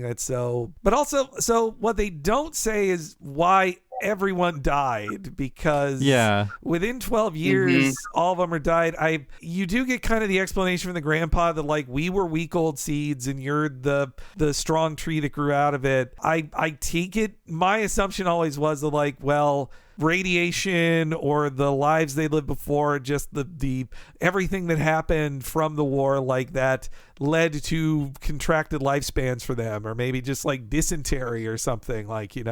It's hard to, they don't explain it, but the point is that the old world is dead. They're all buried, and Conan is that future.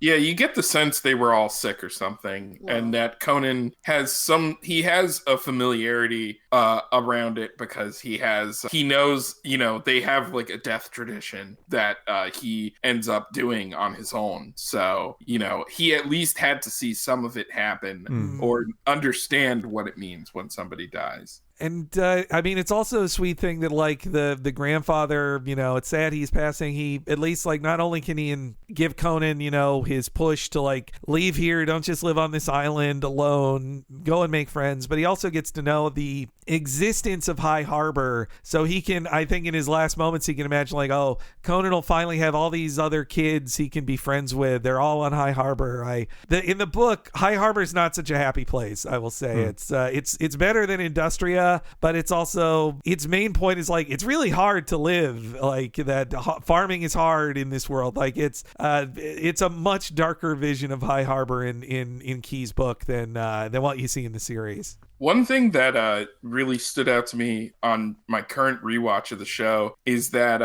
what Grandpa says to Conan about how nobody can exist by themselves, and that you have to find people, and you have to find friends, and you have to live with them, that does end up actually being like the thing that undoes the main bad guy, Lepka, who you meet later, is actually his selfishness, and that he doesn't want to be around people. It kind of creates in Conan this sort of raison d'etre that sort of, you end up seeing what the opposite of Conan is as the series goes on, and it actually is the thing that gives Conan an edge over his adversaries. Oh, for sure. Yeah, that's a great point. He's having friends and changing people's minds saves him in so many situations. Even the people who like tried to burn him alive, perhaps he still he can still forgive them and find like turn them around. Yeah. And so yeah, we have the classic eye catch of the show, which is based on like the pata pata toys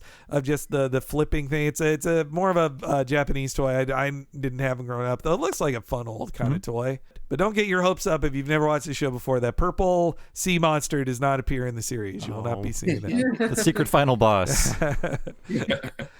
But oh yeah, you know what? I should have said. I think I rightly ignored it. But when I was talking about what happened with Conan after, there were some games that were okay. There was like a PS2 game and a PC Engine game that they looked all right.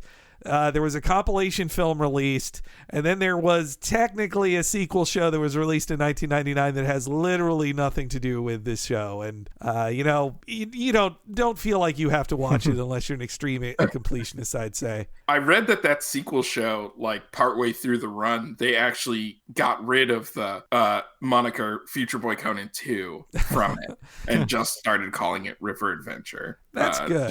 Just to maybe step away from that. I'm sure people complain. It was false advertising. Yeah. It has some of the same, some of the talent from this worked on that, but it's completely different. But yeah, when we come back from the not commercial break, we have one of the most like this scene is why I wanted to do episode 2. When I was asking you, Ian, like what ones you'd want to do, we were talking through like this scene in episode 2, his cathartic, like grief-stricken boulder sequence is just like, it's so amazing. Like there's so much emotion and power, and like, but also when you see moments of like him with his like the rock just holding it up, like you can feel the weight of each rock, and you're kind of like, oh, you're feeling so many things at once. You're impressed with how you were like, wow, Conan is way stronger than I thought, but also just the snot running down his face, the dirt covering him. His teeth do not follow on model things, but they go crazy because the emotion is just so extreme in this section. And like, this is all Yoshifumi Kondo. Like even among the top animators of his day, like a standout. Like Kondo, you can just see his like master piece, like this I wouldn't even call it his masterpiece because he animated so many other amazing sequences, but this is one of his best moments. I can't compliment this sequence enough. Yeah, when I substitute taught a couple animation classes, and I brought this scene along to a class that was, they were doing an early exercise on how to animate weight. And this, I think you can kind of learn like everything about how to animate weight, like a character dealing with heavy objects, but also how those objects affect the character. And like, it makes you start thinking about like, oh, not can this character do this stuff, but also who is this character? Something that's really great about the scene is that Conan is, he's having this like catharsis and he's throwing these rocks around, but it's also so character based that the way that he's doing all of these actions it's like the action of somebody who knows what he's capable of. And he pushes himself past what he's capable of because that's how large his emotions are. And there's just so many great moments, like especially like him scrambling on the ground, the way he grabs the largest rock, and it's not like he's surprised of the weight of it. Like, he braces himself and goes for it. It's just like some really, really amazing work from Yoshifumi Kondo here. Yeah, even outside of the character acting and the way that he's lifting, the fact that the rocks themselves are different, like they split differently because of the size that they are. I mean, there's so much thought put into both the character and the objects to make you feel like the difference of each of these. Like it's not the same thing every time, but more. It's like each one has a different quality too. And it's just so good. Yeah, and it's never so thoughtful. It's never stated anywhere explicitly, but watching it again, I was like, oh, is this part of like where he gets the rocks to eventually build the grave that he does? Or, you know, it's just a really nice detail. And like his character model is just fully different, like not his like wild run on all fours, like he's just gone for a moment just so animalistic, and just the rage and anger he feels that are just also like grief. There's so many emotions just interplayed on his face, like in each shot, and also I feel like you can just feel like not just the sweat on his face, but like his normal giant bushy hair is like lowered because it's like full of dirt and sweat from just his exertion. Truly just like a standout scene. And the fact that it comes, you know, in episode 2 really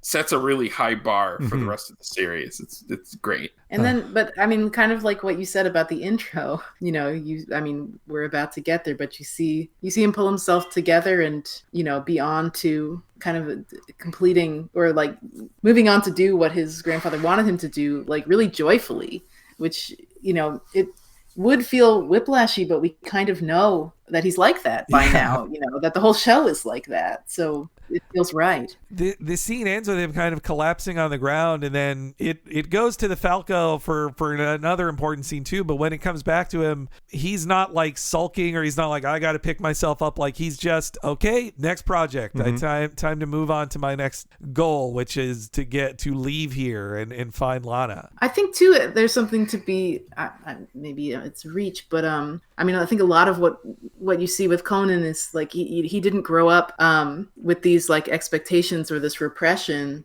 from any sort of culture that would hinder his way of expressing himself. And he's able to like release this grief. And you see throughout the show, I mean, like, you know, I gotta try not to be spoilery, but you know, throughout the show, you're seeing people who are dealing with this unbelievable grief and who are so twisted and who have never been able to release the pain of experiencing this apocalyptic event. But then you see that Conan, you know, he's not restricted by, you know, any of this sort of these stifling societal pressures that even I think in some ways High Harbor is under, where you see people ultimately, you know, who are avoiding confrontation and trying to, you know, live in a version of like peacefulness that you can kind of still trace back to these war times. That's like, you know, we're not going to do anything that's extreme, but you kind of need to, like Conan ends up in the way that he's this new generation he ends up forcing that change for a lot of the characters. Yeah. And I think he has this way, he's able to express himself so fully because he's never been told not to, and to get to see that in the sequence, but also like in how, you know, joyful he is when he meets Lana, and he, you know, he doesn't have any manners, and he isn't held back by anything, but you know, it makes him able to move forward in this very, very specific way, because he can just keep sort of expressing and releasing this constant tension that he's under. So after this, we head back to the Falco, landing by the Barracuda. We get to meet Dice and the rest of the fun, silly goofballs on the Barracuda. I mean, if you've seen Castle in the Sky, the Dola gang has more than a little in common with the group on the Barracuda. And it's, you know, Dice is one of those fun characters. Like, he is a jerk. He's also, and he's kind of sexist, but he's also like a silly idiot that you want to laugh at. Like, just, he's a real oaf. What a cartoony, like, it's like almost at a Popeye of him saying, like, complaining to the chef, like, this fish is all bones. He's like, well, everybody else liked it. Dice and Monsley too, they have a funny exchange that, you know, those two characters will have a lot of scenes together, so they need to set up Dice and Monsley and their kind of competition. And I'd say Dice protests too much about how he doesn't like her at all. She's pretty, but she's annoying. Yeah, I love Dice's overall arc in the series. Monsley too. They both end up being, they could be really broad archetypes, but they become really specific. Dice is really funny to me, especially finding out more about Miyazaki and also his personality. Even in like Kingdom of Dreams and Madness, you kind of see like the kind of guy he is, who's kind of like, he's this person who he will sort of put on like these airs of being like this cool guy, but is easily like check out of the corner of his eye to make sure that people are appreciating, like, how cool he just was. Yeah, it's very transparent. It's really it's so funny. Like in Dice, I see like so much of like the personality of him. Comparing Dice even to a character like Porco, you can see a lot of similarities as well. And on Maudsley, like her character, when she takes off her headpiece, you're supposed to go like, "Whoa, look! Hey, check out this hot lady!" Like, but it's this kind of statement of like these are prototypes for characters he'd have later of these, very goal oriented and very together and beautiful women. Like she's has more than a little in common with Kushana in Nausicaa or Lady Eboshi in Mononoke. Like this is another of his like favorite type of women to tell stories about. And I like that they're both kind of competing, like who's going to deliver Lana to Industria, who's going to get you find out that the reason Lana even ended up on the island is because Dice like screwed up and she was able to escape. Like she just dove in the water and swam in any direction to get away from the Barracuda. And then there's another just amazing shot of like, I only remember the Boulder one, so when I rewatched this, I was like, oh my gosh, this is the episode where Lana just stands on the door and talks to the birds in the sunset. It's so gorgeous too. Like, oh man. I'll say in the Oda King video, he also said that the door on the Falcon, it opens in the front, which is inconvenient in plane design, but Miyazaki made, this is Oda King saying, Miyazaki did that decision so it would look like Lana is standing like she's on a balcony, like she's a princess on a balcony, like speaking to the birds. And for a composition of a shot, it's an amazing shot. And all the coloring too, man. And yeah, we get a little hint of Dr. Lau, who also I'd say a very important character to the series. And yeah, it's interesting too. You see the balance of like Lana and Conan both really look up to their grandfathers and what they learned from the previous world, but both kind of learn different things from. Though I guess Lau and Grandpa have a lot of similar views on the old world for sure.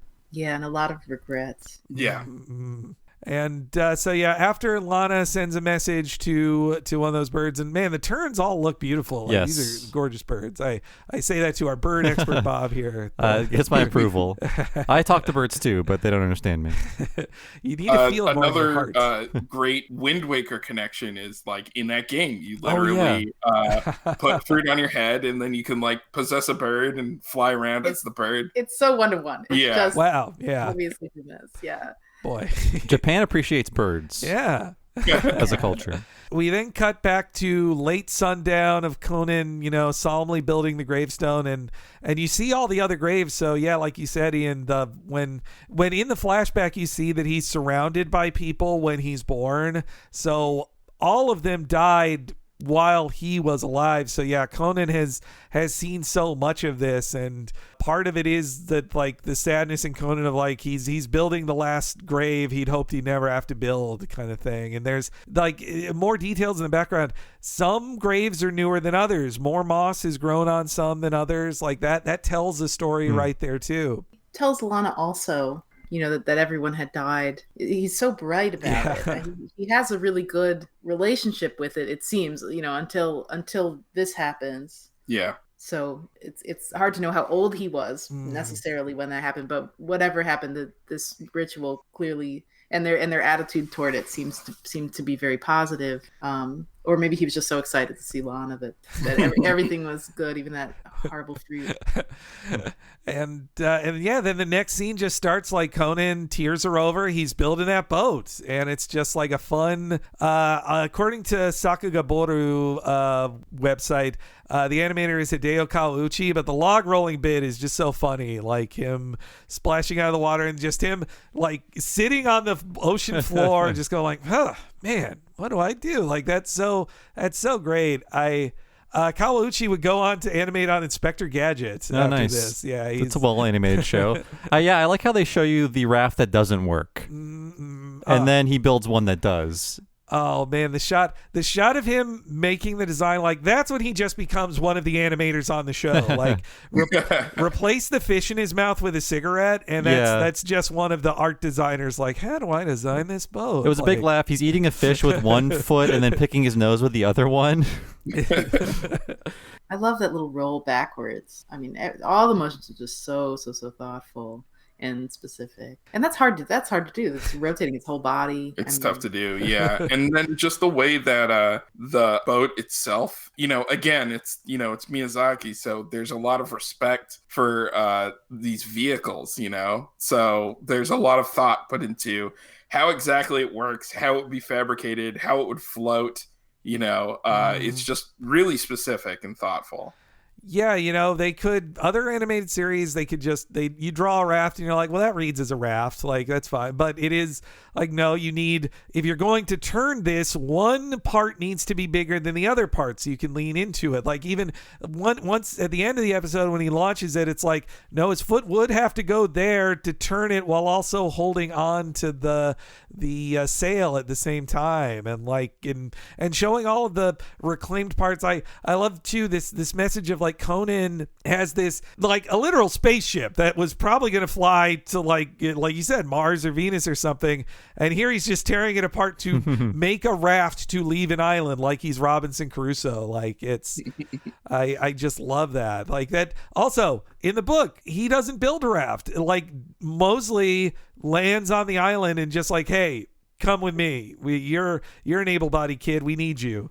I was like, man, that's you get so much more out of him building the raft. Like it wasn't even that the raft was built for him. Like part of it is Conan's self-determination. Like his grandpa didn't say, I left you this raft, go here, or here's the plans on how to build a raft. You have to see him very meticulously building the raft, making the oar, like everything. Drawing the blueprints in the sand, basically.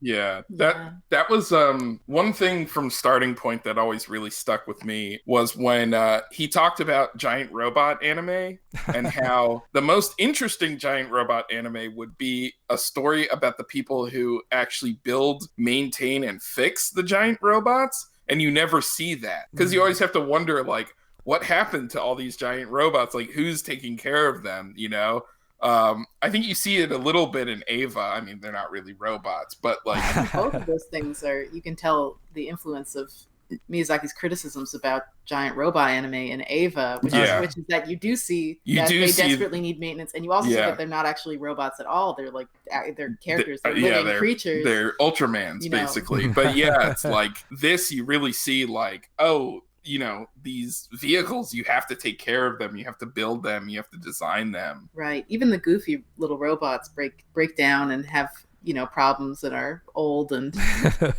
they don't just work because of magic, Right. They're machines. Rebecca, I heard you I saw another interview with you point out how like now after working on your own series, watching Evangelion, you see it as this parable of making a TV show and then it's just all hands on deck and we're running out of budget and what's the plan?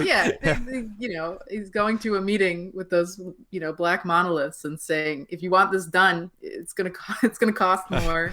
In a scene that is a single drawing in a single pan. They need more. Yeah, it's so hard for me to watch Ava without thinking of that because there's just those points where he's like, we need Ava to continue. I have to go get budget for this, and I have to present to the higher ups that everything is going smoothly. And I'm just like, oh god, the times that we've had to do that. But the thing, but at the end too, where it's like, why am I doing this? Why do I play the cello? Do I want people to praise me? Like, what is the point of making a television show? I mean, it seems Yeah. really, But yeah, but it's very abstract.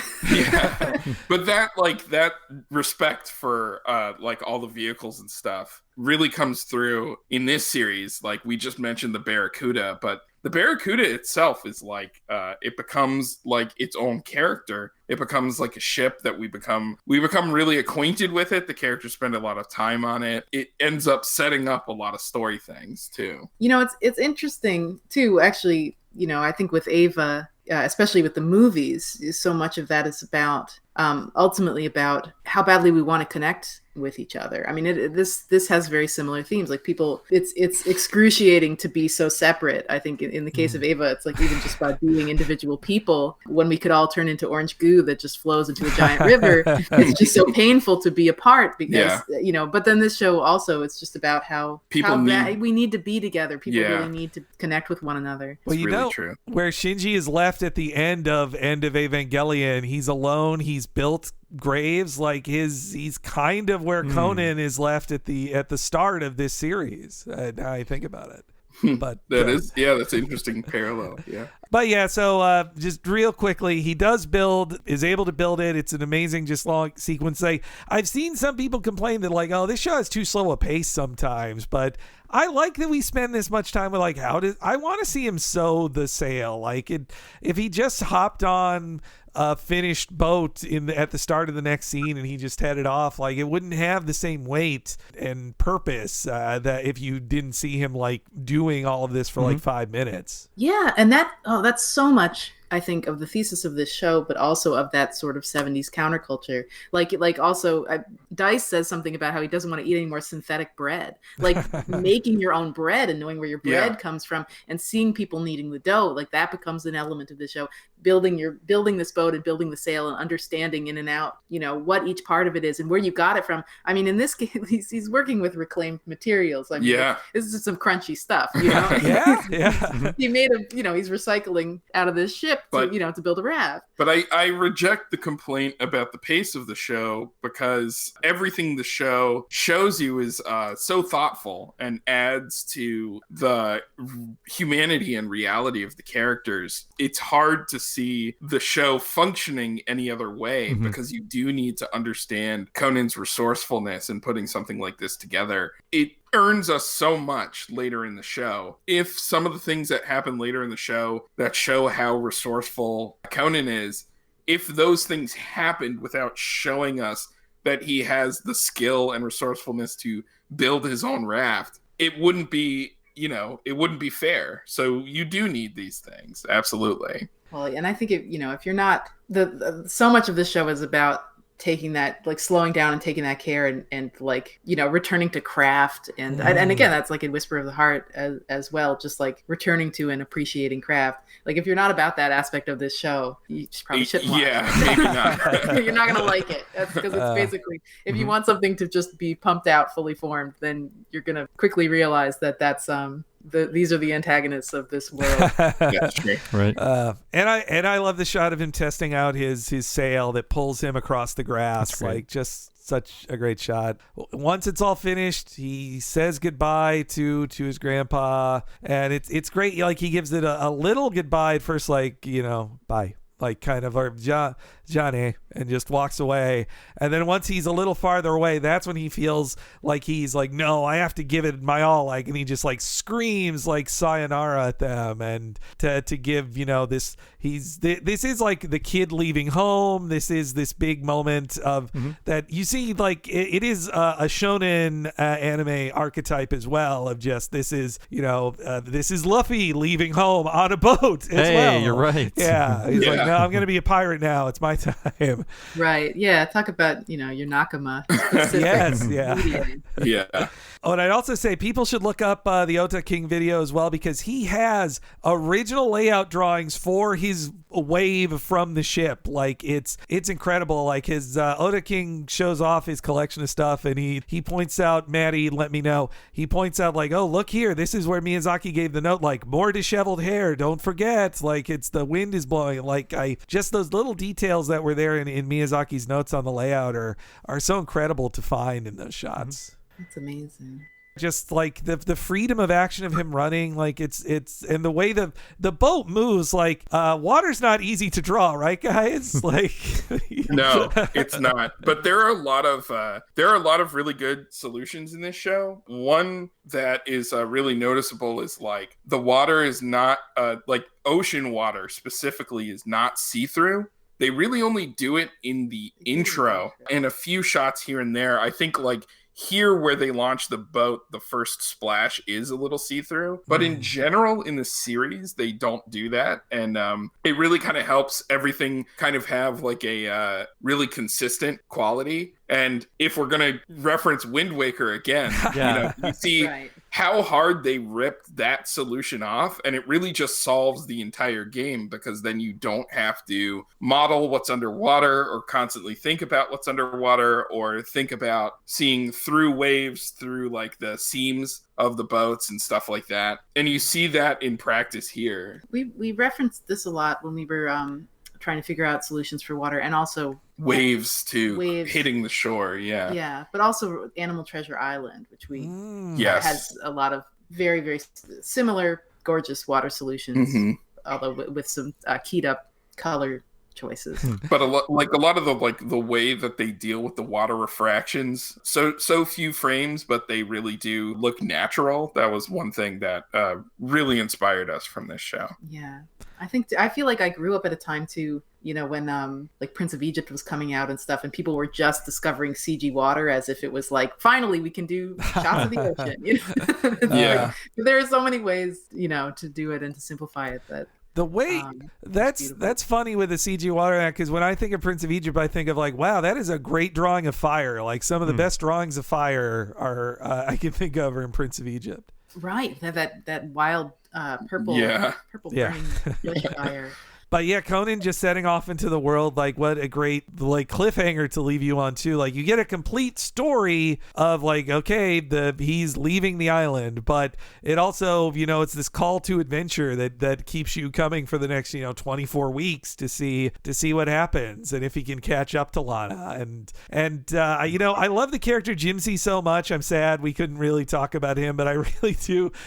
He is like the he is his Nakama first off, but he's I also think of him as like he's the Jigen to Conan's like Lupin. Like he's his best friend who also they kind of fight sometimes, and he's a little dirtier than Conan, but they're a fun pair. I love them together. Very close in power level, but he has like some really slight philosophical differences from Conan that turn him into a completely different character. His morality is a little different, and he doesn't have something like Lana that is sort of like giving him purpose. He just has food, which he doesn't want to be a leader in the same way. It was actually we had just watched a lot of Lupin. We watched the new Lupin movie, and then we kind of went on a bender of watching older and older Lupin movies. We were watching like the Nostradamus one, and and then seeing this again, I was struck a bit by some of the Lupin qualities in Conan, because and not really Miyazaki's Lupin, not so much General Lupin, but the sort of his like playfulness and his cheekiness, and the way that it feels important when he gets serious. His little chuckle and like sort of the flourish to like the actions that he does. It's very much like it's kind of performative.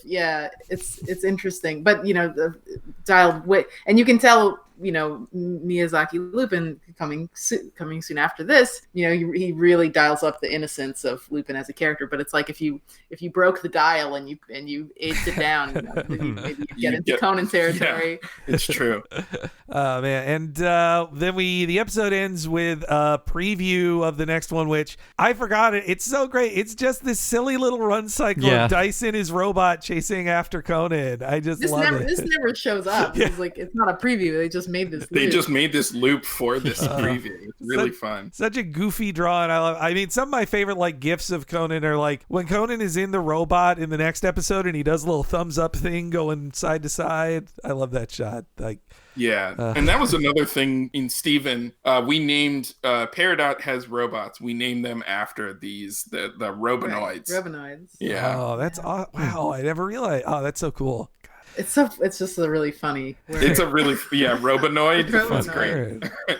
great. And then we get to the ending theme, Presentiment of Happiness or Premonition of Happiness, sung by the same people as the opening. And I've seen the cycle of the road that's credited to Miyazaki himself. I could see that, but like this kind of two-tone shot is, he really likes doing that in his work. The outline kind of shot, but the cycle of it is again just like gorgeous, like God, and as is just the picture of like the commercial break picture of Conan with his fish, like that immortalized in this toy I have here. I love that.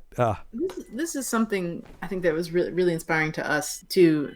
Just the way that Miyazaki and Ghibli and the Ghibli team, like they really put you in a place. Like you really feel like you're experiencing being somewhere. It's part of why we wanted to do like the title card of The Hand, where it's just like we want every episode for you to feel like oriented, like you're home and this is where you are, and this kind of loop. And also the intro, there's so much character in this world that he's describing, and so much yearning in it for this place that you just want to be, where everything feels so right.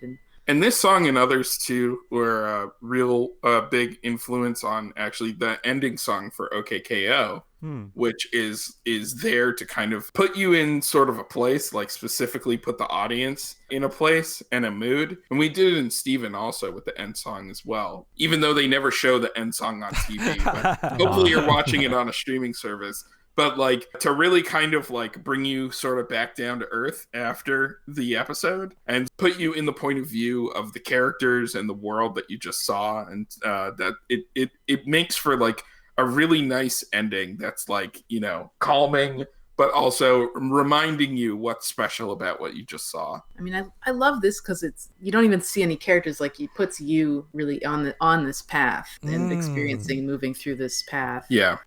Just really draws you in. But it's also so abstracted, and nothing in the show looks this way. Yeah. So there's something really intimate about it as a very simple drawing. It's so good. It's very very evocative. Yeah. Oh, yeah. It doesn't have a specific spot in the story the way the opening does, but it's just really, really nice. I guess any final thoughts on it? I'll just say it's one of these ones. Now returning to it for my second watch for this after watching it all just a few years ago, it's deeper than I thought. Like I keep appreciating it. Like most of the works of Miyazaki, Takahata, Kondo, and so many of their Otsuka, and so many of their contemporaries, I see so much more depth to it than when first taking in the story. And it's just so rewarding to see it again. But and I do love the pure love of children in this show is just it's so beautiful while still telling like a very serious story when it needs to be. We were sort of marveling watching it again at how simple it is that Lana's just the first person Conan meets that's his age. I mean, it's the first contact he's had with a potential friend, and that's so intense that it carries you through everything. They're just connected forever. And even though she's met other kids, their bond is so particular and so special, and they don't need to really do anything to explain that. You just sort of see it unfold because of how excited he is and amazed that he could share the world with another person or with other people. Anyway, it's really beautiful, and I love in general how much they do without having to explain it. It just makes sense that this would be this important to these characters. They set you up what their world is, what their worldview is, and then when they're thrown into these situations, it's so intuitive. Well, you don't need me to tell you it's good. And it's easy to find if you want to seek it out. And I feel like it's unfortunately a footnote just because of its presence as a television project before he made his big movies. But if we didn't convince you, I don't know what will. So please seek it out. It's my final word on it. I would echo what Bob said, which is please seek this out if you're interested. If you liked any other Miyazaki movie or Studio Ghibli or Isao Takahata stuff from that vintage, but you want to see more, if you had even passing interest in Castle in the Sky, and you were just like, oh, that movie was pretty good. I wonder if there's anything else like that. If you just like a really tightly well-told action story, I would seek this out. And also, if you just want to see, if you've enjoyed any Studio Ghibli stuff or ephemera or characters, and you want to see sort of like these characters in like their rawest, most basic form, and you just want to see some really great animation, some incredible storytelling, and also just like something that has a lot to say about what the world was then, but is so relevant today to like all of the things we've been thinking about with regard to like sustainability, learning to like live more responsibly, but also caring and fostering and nurturing like human relationships that you have with people and living in a society and all that stuff. I would say, please give this show a look. I feel like you'll sound like the smartest person in your friend group because nobody has seen it. And that's ultimately, if you want to win some arguments and look like a really smart person, please. Terrible reason. Well, I'm just saying, I really think that a lot of people don't want to watch something like this, maybe because the tone might be a little different from what they're used to, and it's a TV series, and there is like a little bit of hump that you have to get over to get into it. And so there are a lot of reasons to get into it, but one of them is to understand where all of this stuff came from and to really appreciate the beginning of this director's journey in this really unique way. I would really just say, please seek this out and give it a watch. Mm-hmm. Yeah. If you love the Earth so much, watch this. This is the show. Watch this show. You'll feel it swelling in your heart over and over again. I'm with Ian's idea. Become the dominant nerd in your group. No. Say, you've seen Sherlock Hound? Checkmate. I've watched Future Boy Conan. Yeah. Exactly. Be like me in the year 2016 and listen to Ian when he says, watch the show. But I guess, if you have anything you want to promote here, you can go right ahead and do it. I think our listeners know. I would think they probably follow you on Twitter or Instagram and all those places. Yeah, I have nothing to plug. You can follow me on social media. It's at IanJQ. But you can watch OKKO, Let's Be Heroes, and Steven Universe, the entire series on HBO Max right now. We don't get any money from that, but you should watch it anyway. Just enjoy that. But thanks so much. Yeah. And the Steven movie is there as well. And I think the latest thing that's been out is the second Steven Universe art book, which has a lot of formative. I've been sort of off of social media, so I haven't talked about that much at all. But there's so much formative art. It's like right over there behind Bob in my room right here. But it's I have it. But yeah.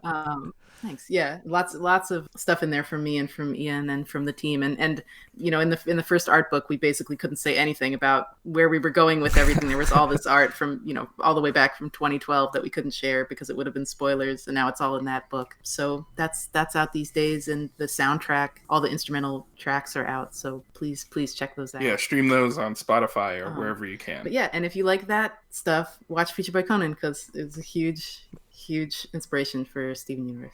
Awesome. Well, thank you guys so much. This was so much fun. Thanks for having us. Thanks. Yeah, thank you. So thanks again so much to Ian and Rebecca for being on the show. Please check out everything they do. And as for us, if you want to check out more of what we do and get all these episodes 1 week ahead of time and ad-free, please go to patreon.com/TalkingSimpsons. Sign up there for $5 a month. You get just that, but also access to everything behind the $5 paywall. That gives you access to more than 4 years of bonus podcasts, and that includes all of our limited miniseries. The most recent one was Talking of the Hill, Season 2, Part 1. That was 11 new episodes of Talking of the Hill, our King of the Hill retrospective podcast. And coming up in the fall of 2021, there will be another miniseries just for patrons of the $5 and higher level. And we also have a $10 level. When you sign up for that, you get access to everything on the $5 level and also access to one mega-long podcast only for patrons of that level or higher. And what is that, Henry? Bob is talking about the What a Cartoon movie podcast. Now, you maybe heard me mentioning it a few times in this episode, but if you love hearing this about Miyazaki, we have covered so so much of his career and history when we talked about films like The Castle of Cagliostro, Kiki's Delivery Service, and Whisper of the Heart, among others. And you will learn so much about the work of all those people, especially I mentioned them here, Yasuo Otsuka and Yoshifumi Kondo. We go deep into those. Each month you can hear the preview of it on our free feed or on the $5 feed. But if you go to the $10 level, you can hear me and Bob often for over 4 hours talking about an animated feature film. We also did 5 hours on the end of Evangelion. If you're an anime super fan, I bet you'll want to hear that. But right now is our Disney Renaissance Summer. This month in July, you can hear us talking about The Hunchback of Notre Dame. And before that, we just talked about Hercules 1997, that Disney classic. And also right before that, we did Cool World, where if you want to hear us, we're not always nice to cartoons, but we have a good time chatting about it.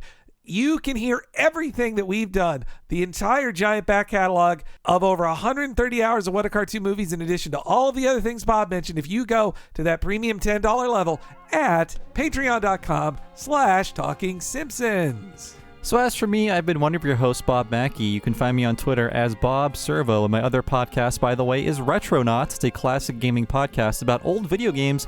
Find that wherever you find podcasts, or go to patreon.com/Retronauts. Sign up there for 2 bonus full-length episodes every month. Henry, what about you? Hey, I'm Henry Gilbert. Please follow me on Twitter at HENEREYG. I'm surely tweeting up a storm there all the time. And if you're following Bob Servo and HENEREYG on Twitter, then you should also be following the official Twitter account of the Talking Simpsons network of podcasts at Talk Simpsons Pod. At Talk Simpsons Pod on Twitter. We'll keep you up to date with new episodes of What a Cartoon, of Talking Simpsons, of our mini-series of the What a Cartoon movie. Any of that, when that happens, you will learn about it. Or if there's changes in our schedule, if there's a new poll, any of that stuff, you stay up to date if you follow at Talk Simpsons Pod on Twitter. So please, one more time, that's at Talk Simpsons Pod on Twitter. Thanks so much for joining us, folks. We'll see you next time for the Gumby episode, Moon Trip, and we'll see you then. 心がこんなに震えるのはなぜ両手が空へ伸びてゆくのはなぜ両足が土を蹴って走るのはなぜ心は捉える幸せの予感両手は掴む膨らみゆく希望両足はかけてゆく遥かな地平生きているから明日があるから地球が回っているから